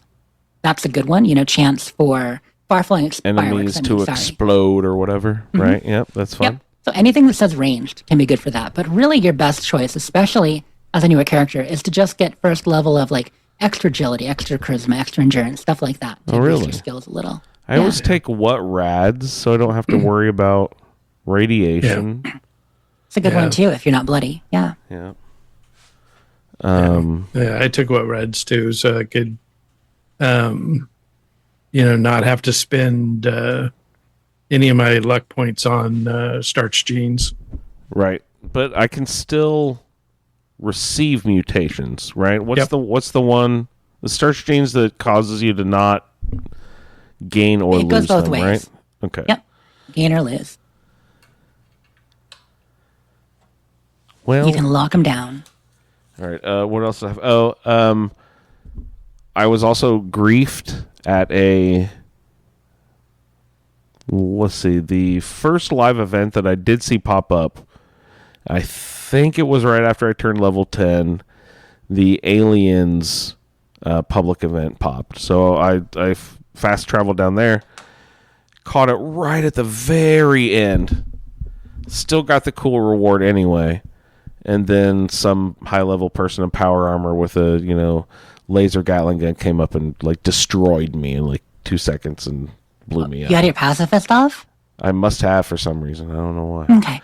And I was just like, what the fuck? And it was just so weird because I hadn't had anyone attack like that in such a long time. Mm-hmm. But then I heard Ray speaking about this, like, okay, it just must be because we're low levels and it's like people like just griefing noobs. You know what I mean? There must be a certain kind of character Because who it just doesn't will happen. do it to low levels. It doesn't happen with my level 700 character. Yeah, and I People mean, and don't most fuck people around don't with take you that. then. Yeah, and well, also most people don't take that tack either because people love and Fallout 76 has a reputation for helping the low levels. A lot of people would rather show up, give you stim packs, give you stuff, show you plans, all that. Yeah. But the game's been out longer, and there are times when there have been people who are more into the griefing when they get bored. We've had waves like that. I don't think we're in one from what I've heard, but you two both having that experience makes me wonder. The donation boxes, I don't think I'd ever noticed those before. That was a refreshing surprise to pop out of the vault and someone left a few things there, and I was like, oh, is this a stock thing or is this a That was added 2 years ago. players actually dropping things? It was like, I bet you it's just like stocked for like a couple of things as you exit the vault. But then I was swung back by that and I just happened to check it again, and it was like stocked with plans and stuff. So I was like, oh no, I think people are actually dropping items in these boxes for other people. That's cool. People do use them. The only problem with the donation box system, it was such a great idea, but like Bethesda gave us too many of them. You need to have designated boxes people know where to go. When there are 20-some red boxes on a server, or 30-some red boxes, you don't know which one people are dropping at. We used to know it's the blue suitcase at the train station. That made sense. So like if it's the red box at the White Spring and the red box at the vault, and those are the only two, maybe the one near the Queen at that train station, okay, cool. We'll just make it like 3. But there are 30 possible boxes, like the one at Fauschnacht. Then why not make it a similar system with the My Stash box where that particular inventory is accessible via any portal where that can be, that can be accessed there. You know what I mean? Like any camp you can stash. So the same should be with the helper, where you toss that in there. It doesn't matter which red box you look into. You'll still see everything available. Never thought of that. That's a really cool idea. Yeah, but it would make it really easy to just clean out. That's true. Someone could show up and just clean them all out. Yeah, too. people do that anyway, don't they? Yeah, but if it was Jerks. just So they one, can only do one at a time. Jerks and meanies. Yeah, I guess that is right. That limits people ruining everyone else's and maybe good that's intentions. why they have multiple as well to make that harder. It's possible because if it was just the vault, people could do that, go over there and hoover them all up. But I don't know that they initially would. You know? When I first came out of the vault on a public server, I had somebody show up and drag me over to the box that they had dumped a bunch of stuff in, and Wait, so That's the best. I finally got to it, got all the stuff out of it, and then I couldn't remember how to emote. and accidentally drew my gun at them. They probably took that as a thank you. And You so know. they left. That's funny. Well, but you found it. You got it. That's good. I'm glad it wasn't all griefers. Yeah. And I finally figured out how to get to my emote. So But so Andrew, you got all that stuff, and there is contextual in there, by the way. Like if nobody drops something in there, it will just spawn random stuff on a server until it's cleaned out. That was most of my stuff from 76, I believe. I'm having a good time running around in there again. And my castles was pretty, nothing terribly worth mentioning. I'm very close to opening up wool as a craftable item, so I'm pretty excited about that. I think I have to complete one or two more. Oh, I mean, yeah, Levels we all on it. can't wait for wool. That's Wool? excellent. Let's go. It just steps up your game, dog. It really does. Little cashmere. Yeah, so that's pretty much my gameplay. So let's see what we have up on the docket next. On So the I want to show. shout out our next quests and the other people doing the roundtable with us so far. Wait, okay, first you of all- gotta get a shout out here. Let's get you shouted. Scorecation! Woo! Oh wait, So- not that shout out. The next quest we're going to be doing for next week and play along folks will be doing for the week after. So you guys have 2 weeks is we'll be starting the Steel Dawn quest on the Brotherhood. I think we should just do the first 3 unless you want to do 4. The first 3 are Welcome to the Neighborhood, Forging Trust, Mother Invention. That gets you to the Brotherhood, introduces you to all of them. You convince Night Shin to let them in. You explore the place and meet everybody. But that's before they send us into the field. So we could do those 3. If you want to do a 4th, we could do the first field testing quest as well, if you guys feel up to it. You have opinions on that? My opinion is I'm not even level 20 yet, and if this is locked, Let's do the first 3. yeah, let's keep it less is more. That's what I was thinking for you especially. So, okay. Yep. That means I got to cram a little this weekend. Yeah, we were out of town last weekend, so I didn't get to start my character until the late Sunday night. That's cool, though. If we just even log in together and, or, you jump in and join some teams. And then I went to do a play few on events. Monday, and I was like, oh, fuck, I got a podcast to mix and post. God damn it. What is this stupid podcast I keep doing? I just want to play the game. Ugh. Stupid podcast. We feel that. So, y'all, first 3 quests are what we'll be talking about next week, and then for you guys to do in 2 weeks. And, of course, I do have a general schedule, but it's a little bit vague right now. So we will post that in the next day or so. Once it's all written out for people. We have kitty toys happening. So I want to shout out some of the people playing along. Now, obviously, anyone can play along with us. If you rolled a character on your own or drew one on your own, feel free to obviously send in feedback. Let us know what's up, what you think about our gameplay, or what you think about your gameplay doing these quests. Always happy to get feedback along the way for these quest lines that we haven't done before. I mean, I have. Ray's done some, I've done all, and Andrew hasn't really done much on these. I did the first half of the first part of the Brotherhood thing. So Yeah, I've and been Ray's to the doing the place same. and met everybody. Yeah, that's basically Okay, perfect. So, people playing along with us, we already have. We have Steve doing Ms. Phillips. I'm just kind of scrolling back, taking a look at people's characters right now. So let's see. We drew them all last week, but we got a lot of pictures. So I want to tell people about what these characters look like. So let's see. Silur shared his first. Should be right about here. Silur has Mr. Anderson. He didn't quite go the spy Mr. Anderson route we were thinking of, the Man in Black route, because his group is the Creator Raiders, so he is a green-haired Raider character. We might hear a little bit about him in some feedback after done with this. We also have Steve. So Steve got Phillips. However, Steve's character is Wilson Phillips. And Steve said, one day the overseer made her want to turn around and say goodbye. She's not going to let Raiders hold her down and make her cry. She knows things can change. Things go her way if she holds on for one more day. So yeah, we've got Wilson Phillips joining us. We also have Will Wonka. So Will Wonka's character was Danger, was his name. He is a mohawked dude, older gentleman with a mohawk, and he's going this whole Rodney Fields. Danger is his middle name, and he gets no respect. So we're gonna Rodney Dangerfield character for Danger. Then we have Sophie.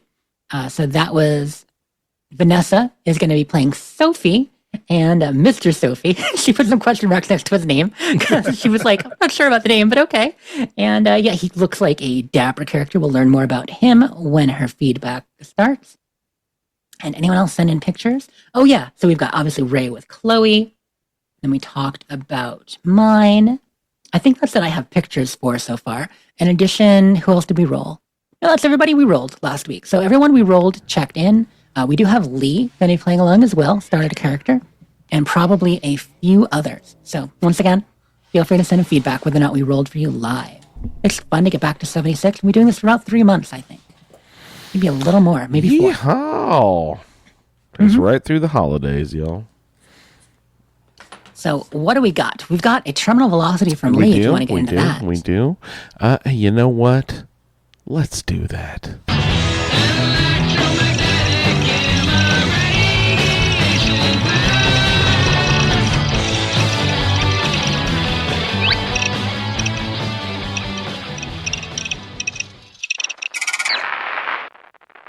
Charlie's Terminal Velocity Logs, Tape 6. Sandy's Terminal in Rotherite, the above-ground colony of Thames folk where she is a vendor. Email logs. Apparently, Rachel, who is the leader of the Thames folk in Thames Haven, is a friend of Sandy's. 1. Message from Rachel. Sandy, thank you again for agreeing to take charge of the trading post out there. I know our friendship goes back a long time, and there's nobody I trust more with keeping their supplies in top shape. I'm sure that you will represent us and our interests well. Let me know if I can be of any assistance. Signed, Rachel. 2. Message from George. Sandy, I'm not sure what Bob is planning, but I suggest you leave any of the guns you might have in your shop hidden away. I'm pretty sure he doesn't have any support over in Thames Haven, and with the way he and Rachel keep arguing, he's either going to start a coup or try to get everyone to leave. We all know he's preferred being out here anyway, but let's not give him the opportunity to arm himself in case he decides to get all shooty. 3. Draft. Birthday message. Hi, Rachel. How is Thames Haven going so far? I've heard good things from your traders. They say you are one of the best leaders they've ever had, and they also say Bob is useless? Anyways, I know your birthday's coming up soon. Dirty 30 at last. Can you even believe it? It seems like yesterday we celebrated our 21st by jumping in the Thames. Time sure flies. Do you have any big plans for your birthday? I think if you're interested, I could talk to some folks and get them to return for a little shindig in the market. Would only be for a couple hours. Might give you a chance to persuade them to return too. Let me know if that sounds like fun, and I'll start getting the ball moving. Signed, Sandy. That ends the messages. Well, it sure is good to have friends, isn't it? I imagine so anyway, since I don't really know who I am at present. It sounds like the birthday party might be a dangerous thing, as it would give Bob a chance to cause a ruckus. I met back up with the ferryman for a trip up north. Part of helping him get from his dock out to the Thames involved crossing to the other side of the slip and using a terminal with a single command, lower crane, which gave access to a button that then opened the gate between the slip and the Thames. So it's a trip to the north side of the Thames to see if I can figure out what or who I am. I will now post this tape to your classified address.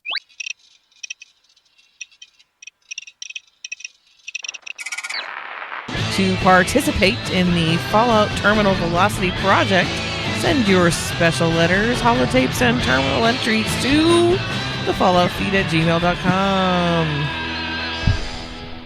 Figure out who or what he is, what or who is he. That's the whole game. Android?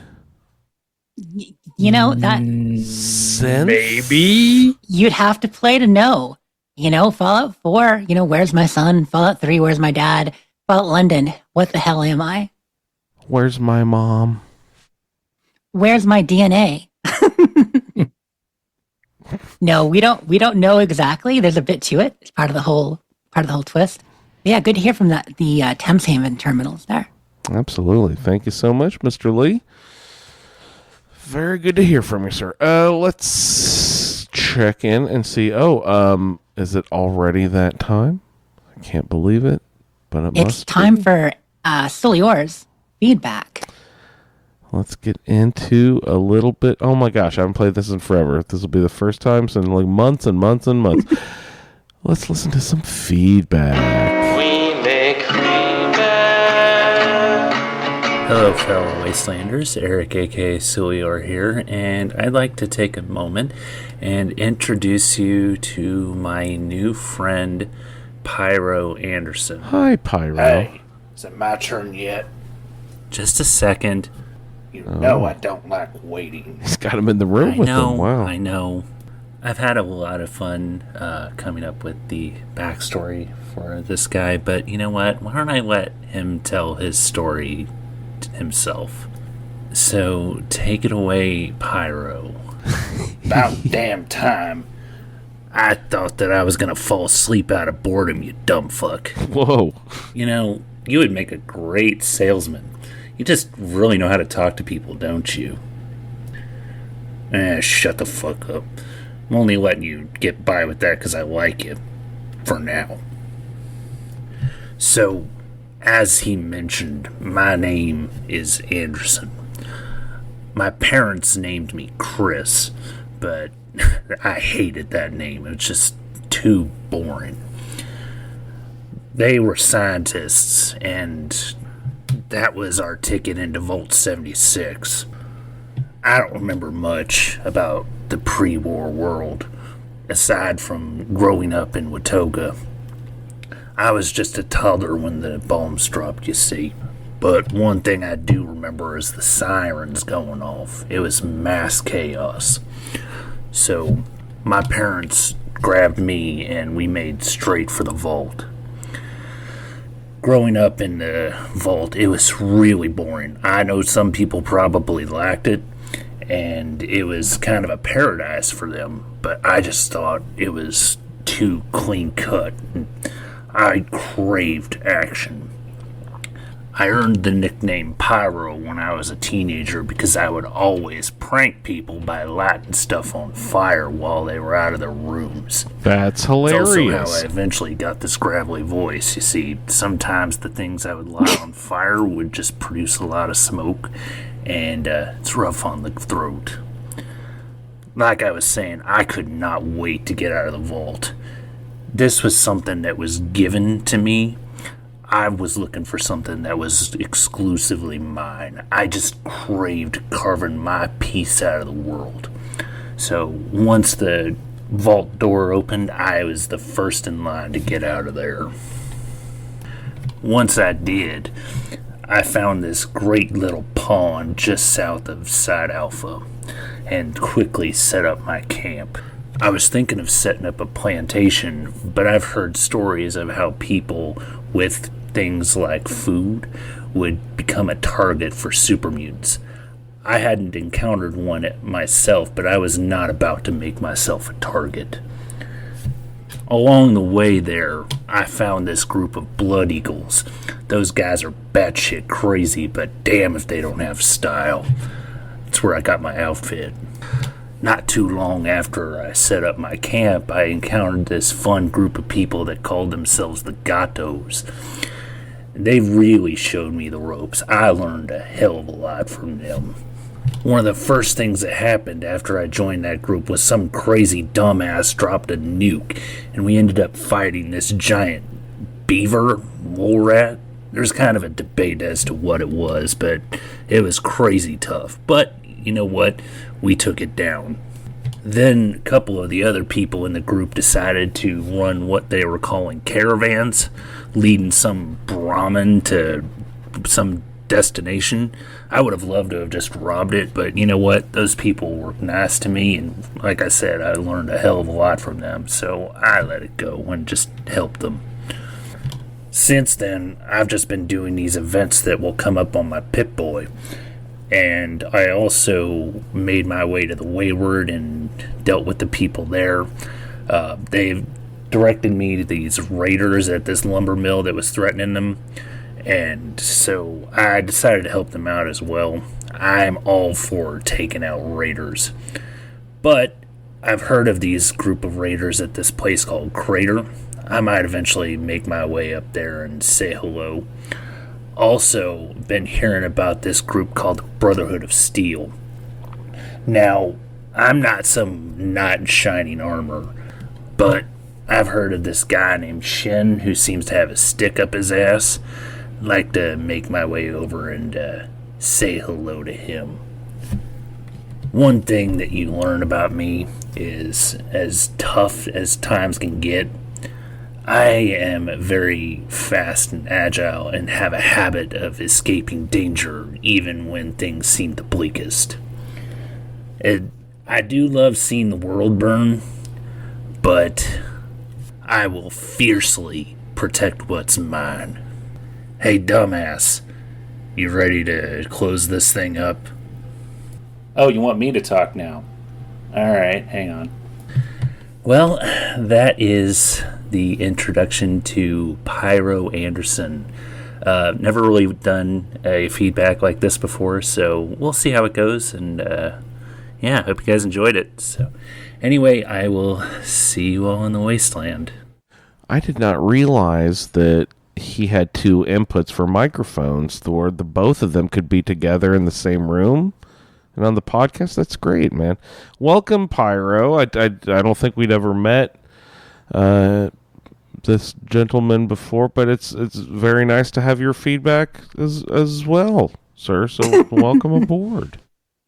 Yeah, I've really enjoyed that, Salur. So he happened to mention running with the Gatos. We did. He had created his character and joined us to play last Saturday. We were, just doing our usual thing, having fun, doing some events. And he went from around level 4 or 5 to level 24, 25. Basically, he gained 20 levels in a night just chilling with us. Damn, was it that night where XP was quadrupled or whatever? No, just regular events. If you're with a group and they're doing some tough stuff, you can level pretty fast, especially with tagging. So we did a Beaver Titan. Yeah, I like the Mole Rat or Beaver, some discussion. I'm sorry, it's a Beaver. I know some people say it's a Mole Rat, it's a Beaver. We did a Queen. So we did a Beaver, he did a Queen. We did a bunch of caravans because I was running them, Shud was running them, a couple of our friends were running them. We did probably 8 caravans, at least 6, but maybe 8. And that was enough to get him 20 levels between all that stuff and a few events mixed in. So yeah, that was quite fun. Beautiful. And like I said, not the Mr. Anderson I expected. Mr. Anderson. Absolutely. All right. Thank you, Solior. If you guys are doing a play along with your characters, you'd like to give us a little bit of an introduction, say a backstory of your character, any sort of such that, go ahead, send it off to the falloutfeed@gmail.com. We'd love to get to know your character that you're going to spend a little time with over the next couple of months with us. So we thank you, Solior, for giving us a nice sort of display of how that could. You don't necessarily have to do the narrative story. Feel free to give us your twist on how you want to do your feedback, everybody. So looking forward to getting to know all of our new friends for season 16 of the Fallout Roundtable. Pretty good stuff.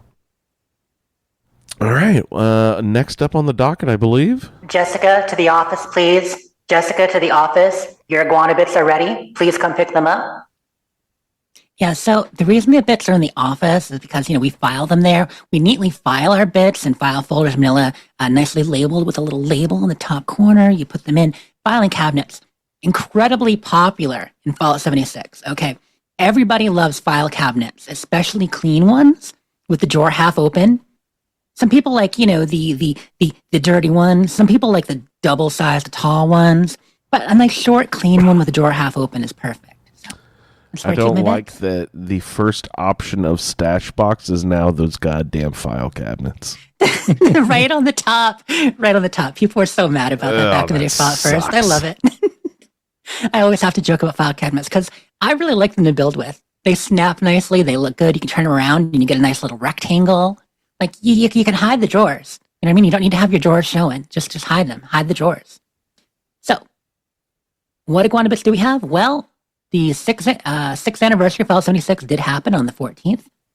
Happy 6 years. There was some celebrating. A lot of people sharing thoughts and memories. A lot of posts on the different socials, the Facebook and Instagram and such.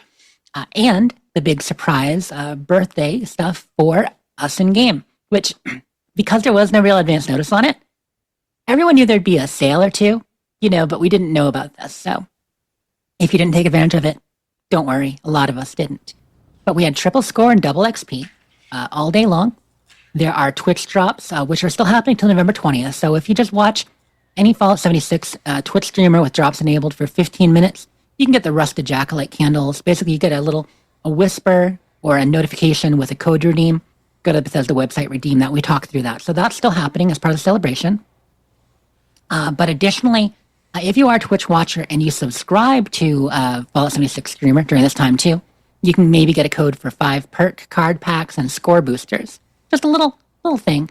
Nothing too fancy. And obviously, if you don't Twitch, these aren't big things, so you're not really missing much. You can get the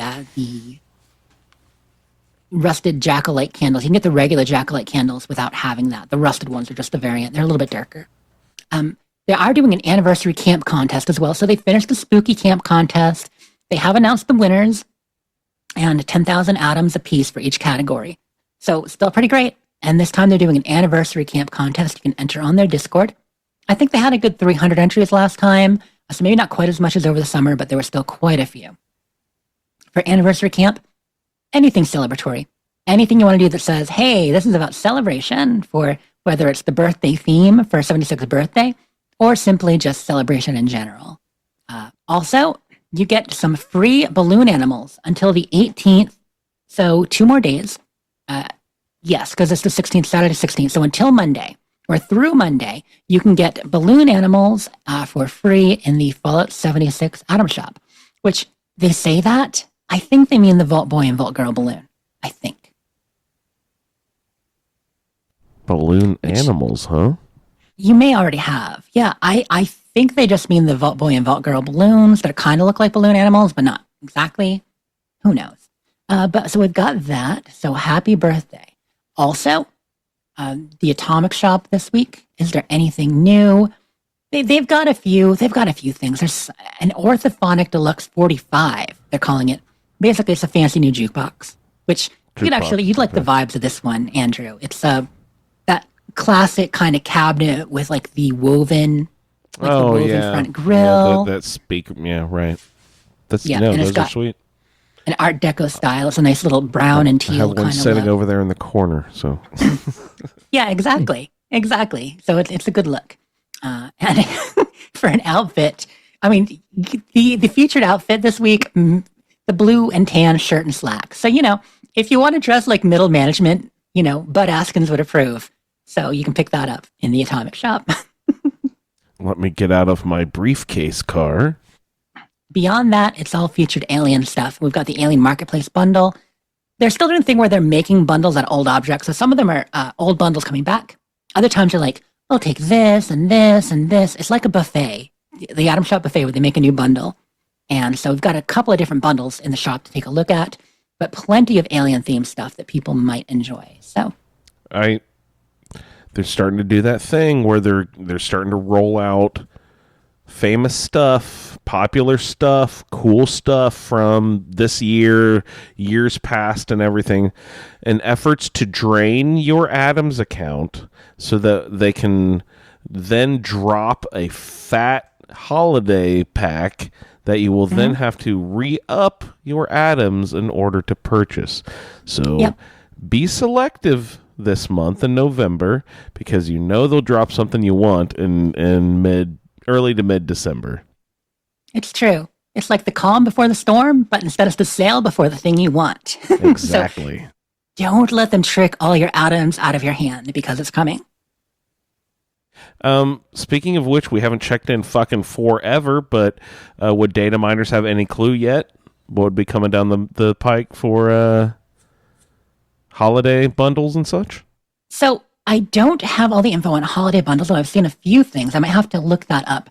No. The data mines I have seen for the next season coming in December when it starts, looking at a lot of Enclave items. So I don't know if the Enclave items will be scoreboard specific or unlock specific, but that will be the next big theme coming. I'm actually going to. Cool. I was just looking at that the leather Enclave officer's jacket is it's so slick looking. It's really neat. Yeah, there is some really good stuff. So I'm excited about that. I'm actually going to pull up a friend's account real quick and just take a quick look if they have anything too. I want to see if I have anything solid to give you, because the PTS is, of course, back up. And so that's really where data miners get a lot of stuff from. Yeah. They get the PTS files. They can then go through the PTS files. Oh, I see. Mm-hmm. Actually, can see the file name. And do they include like descriptions of items, or do they just sort of deduce what the items are based on file names? Yeah, it's usually a mix of file names. Things start with certain things, mean they're likely for the item shop or the scoreboard. And you can kind of figure that stuff out. Okay. Also, if there's groupings and themes. And so once you learn their like naming nomenclature or whatever it's called, you can sort of figure out what it's for, which item it would go into, which category. Okay. Exactly. And Cool. it can take quite a while to parse what everything is. And, sometimes there are things we find in the files that actually don't come when you expect them. For instance, we had a fantastic hot tub that was in the files and even in the build menu, if you look. Not unlocked, it's locked. Don't burn yourself, Jess. Don't burn yourself. But in this cauldron, this witch's cauldron hot tub, coolest damn thing. And it was connected to the new Mischief of Night event that did not happen. They canceled Mischief Night, so they canceled our hot tub. Can you play that again one more time, Andrew, in honor of the hot tub that we didn't get? I wish I had a slow version and a minor key.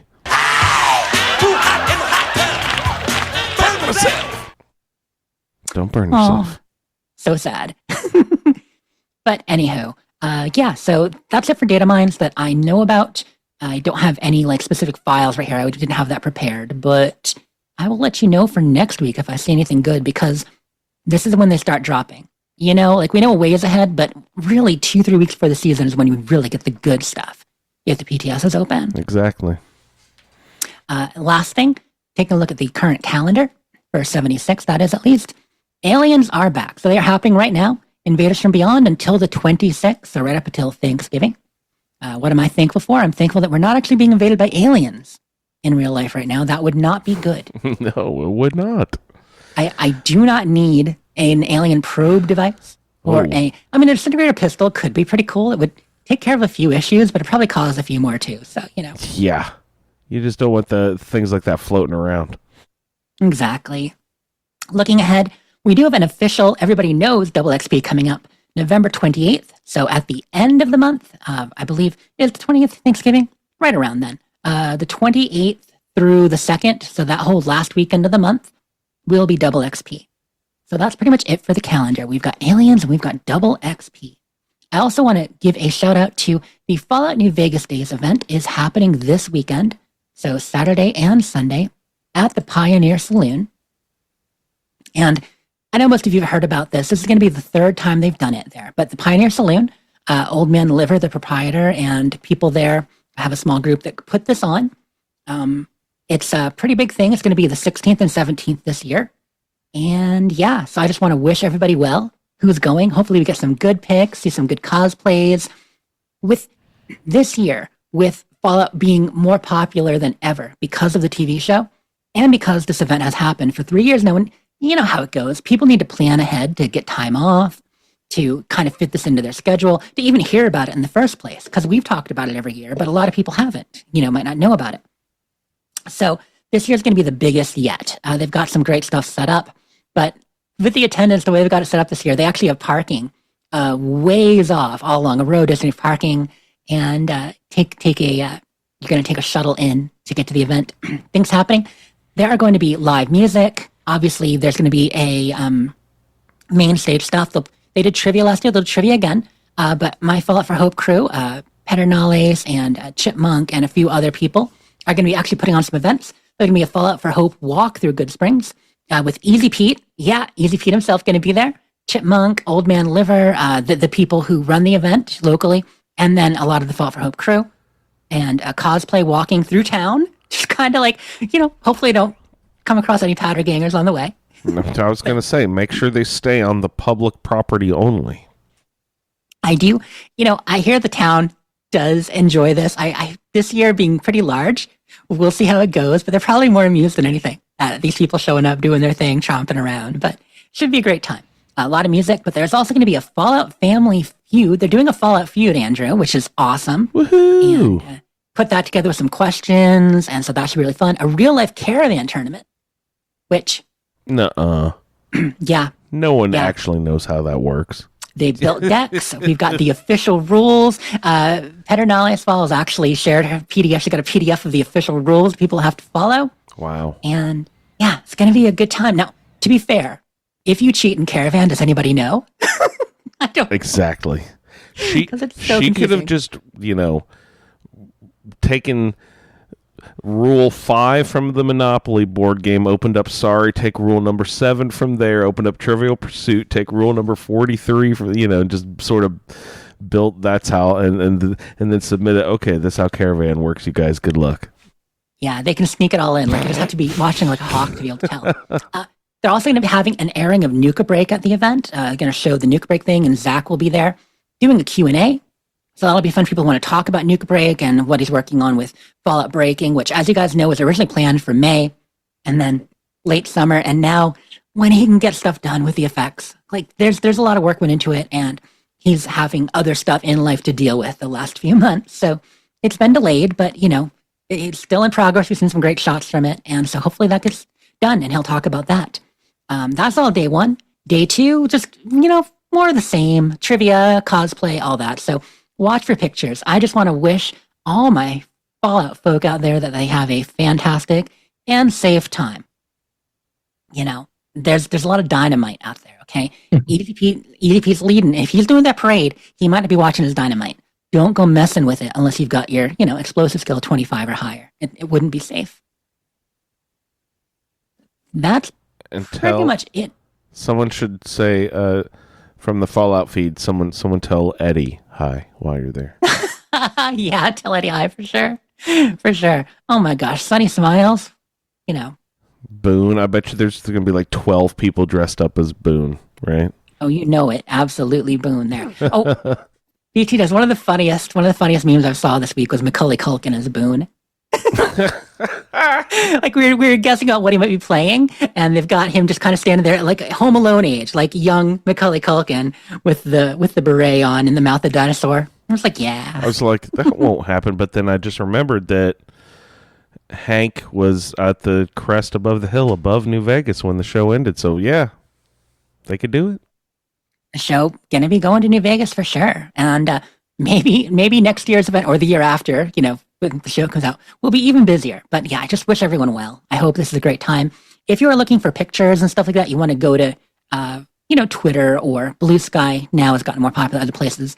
They're doing hashtag Pioneer Fallout 2024 is the official hashtag to look that up. But there'll be plenty of people. As long as you follow a few Fallout people, you'll be able to see pictures and stuff. And I'm just excited for everyone to do that. Oh, also here's a don't, and official don'ts. Official don'ts from the group putting it on. Please do not enter Good Spring Cemetery and leave snow globes at the site. Please do not bring your snow globes, and please do not drop them in the cemetery. Please do not venture off the roads. Most property is privately owned. Please do not bring outside food and drink onto the property.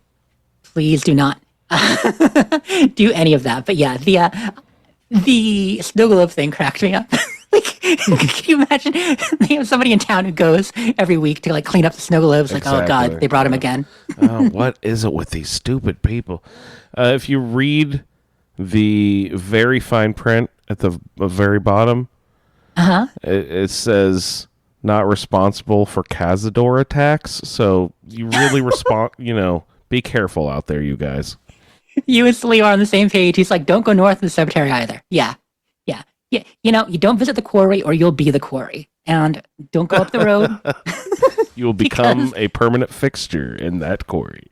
Cazadors. And we're not talking the delicious Cazador tequila, which, well named. That tequila has bite. But no, we're talking the nasty, buzzy ones. Avoid them. We got more bits. That's pretty much it for the bits.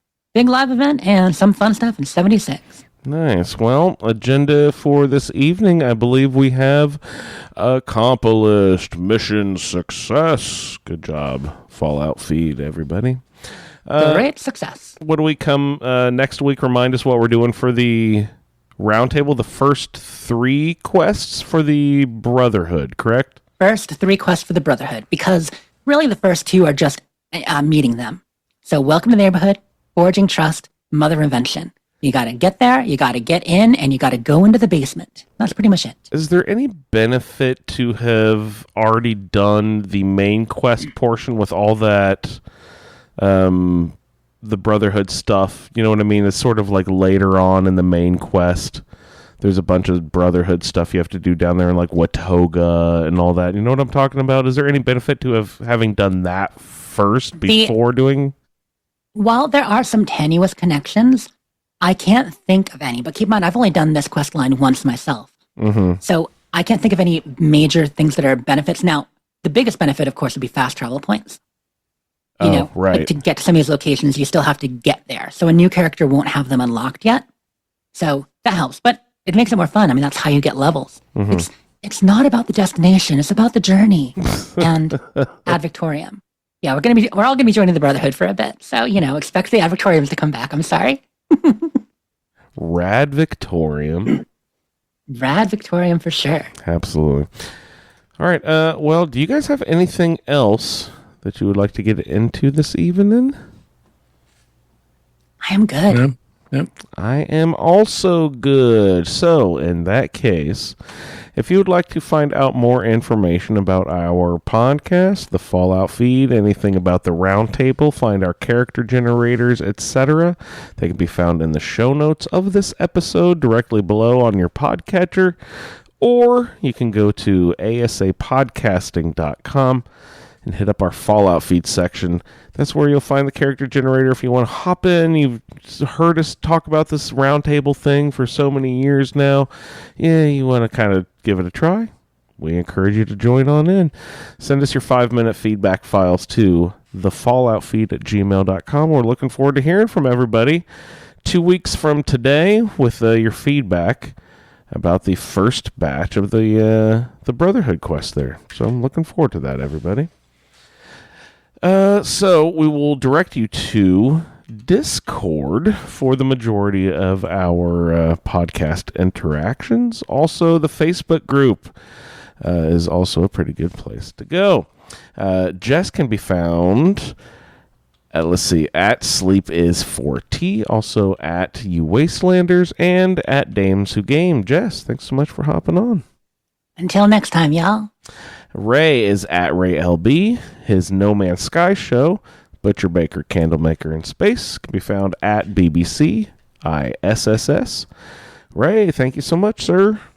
Good times. Ray and Jess both frequent our Discord group. So if you're into interacting with them, head on over there. I am over in the Facebook group, and the show can be found at the Fallout Feed. I'd like to thank everyone for downloading this edition of the Fallout Feed. We'll see you in the wasteland. Thank you for downloading this episode of the Fallout Feed Roundtable.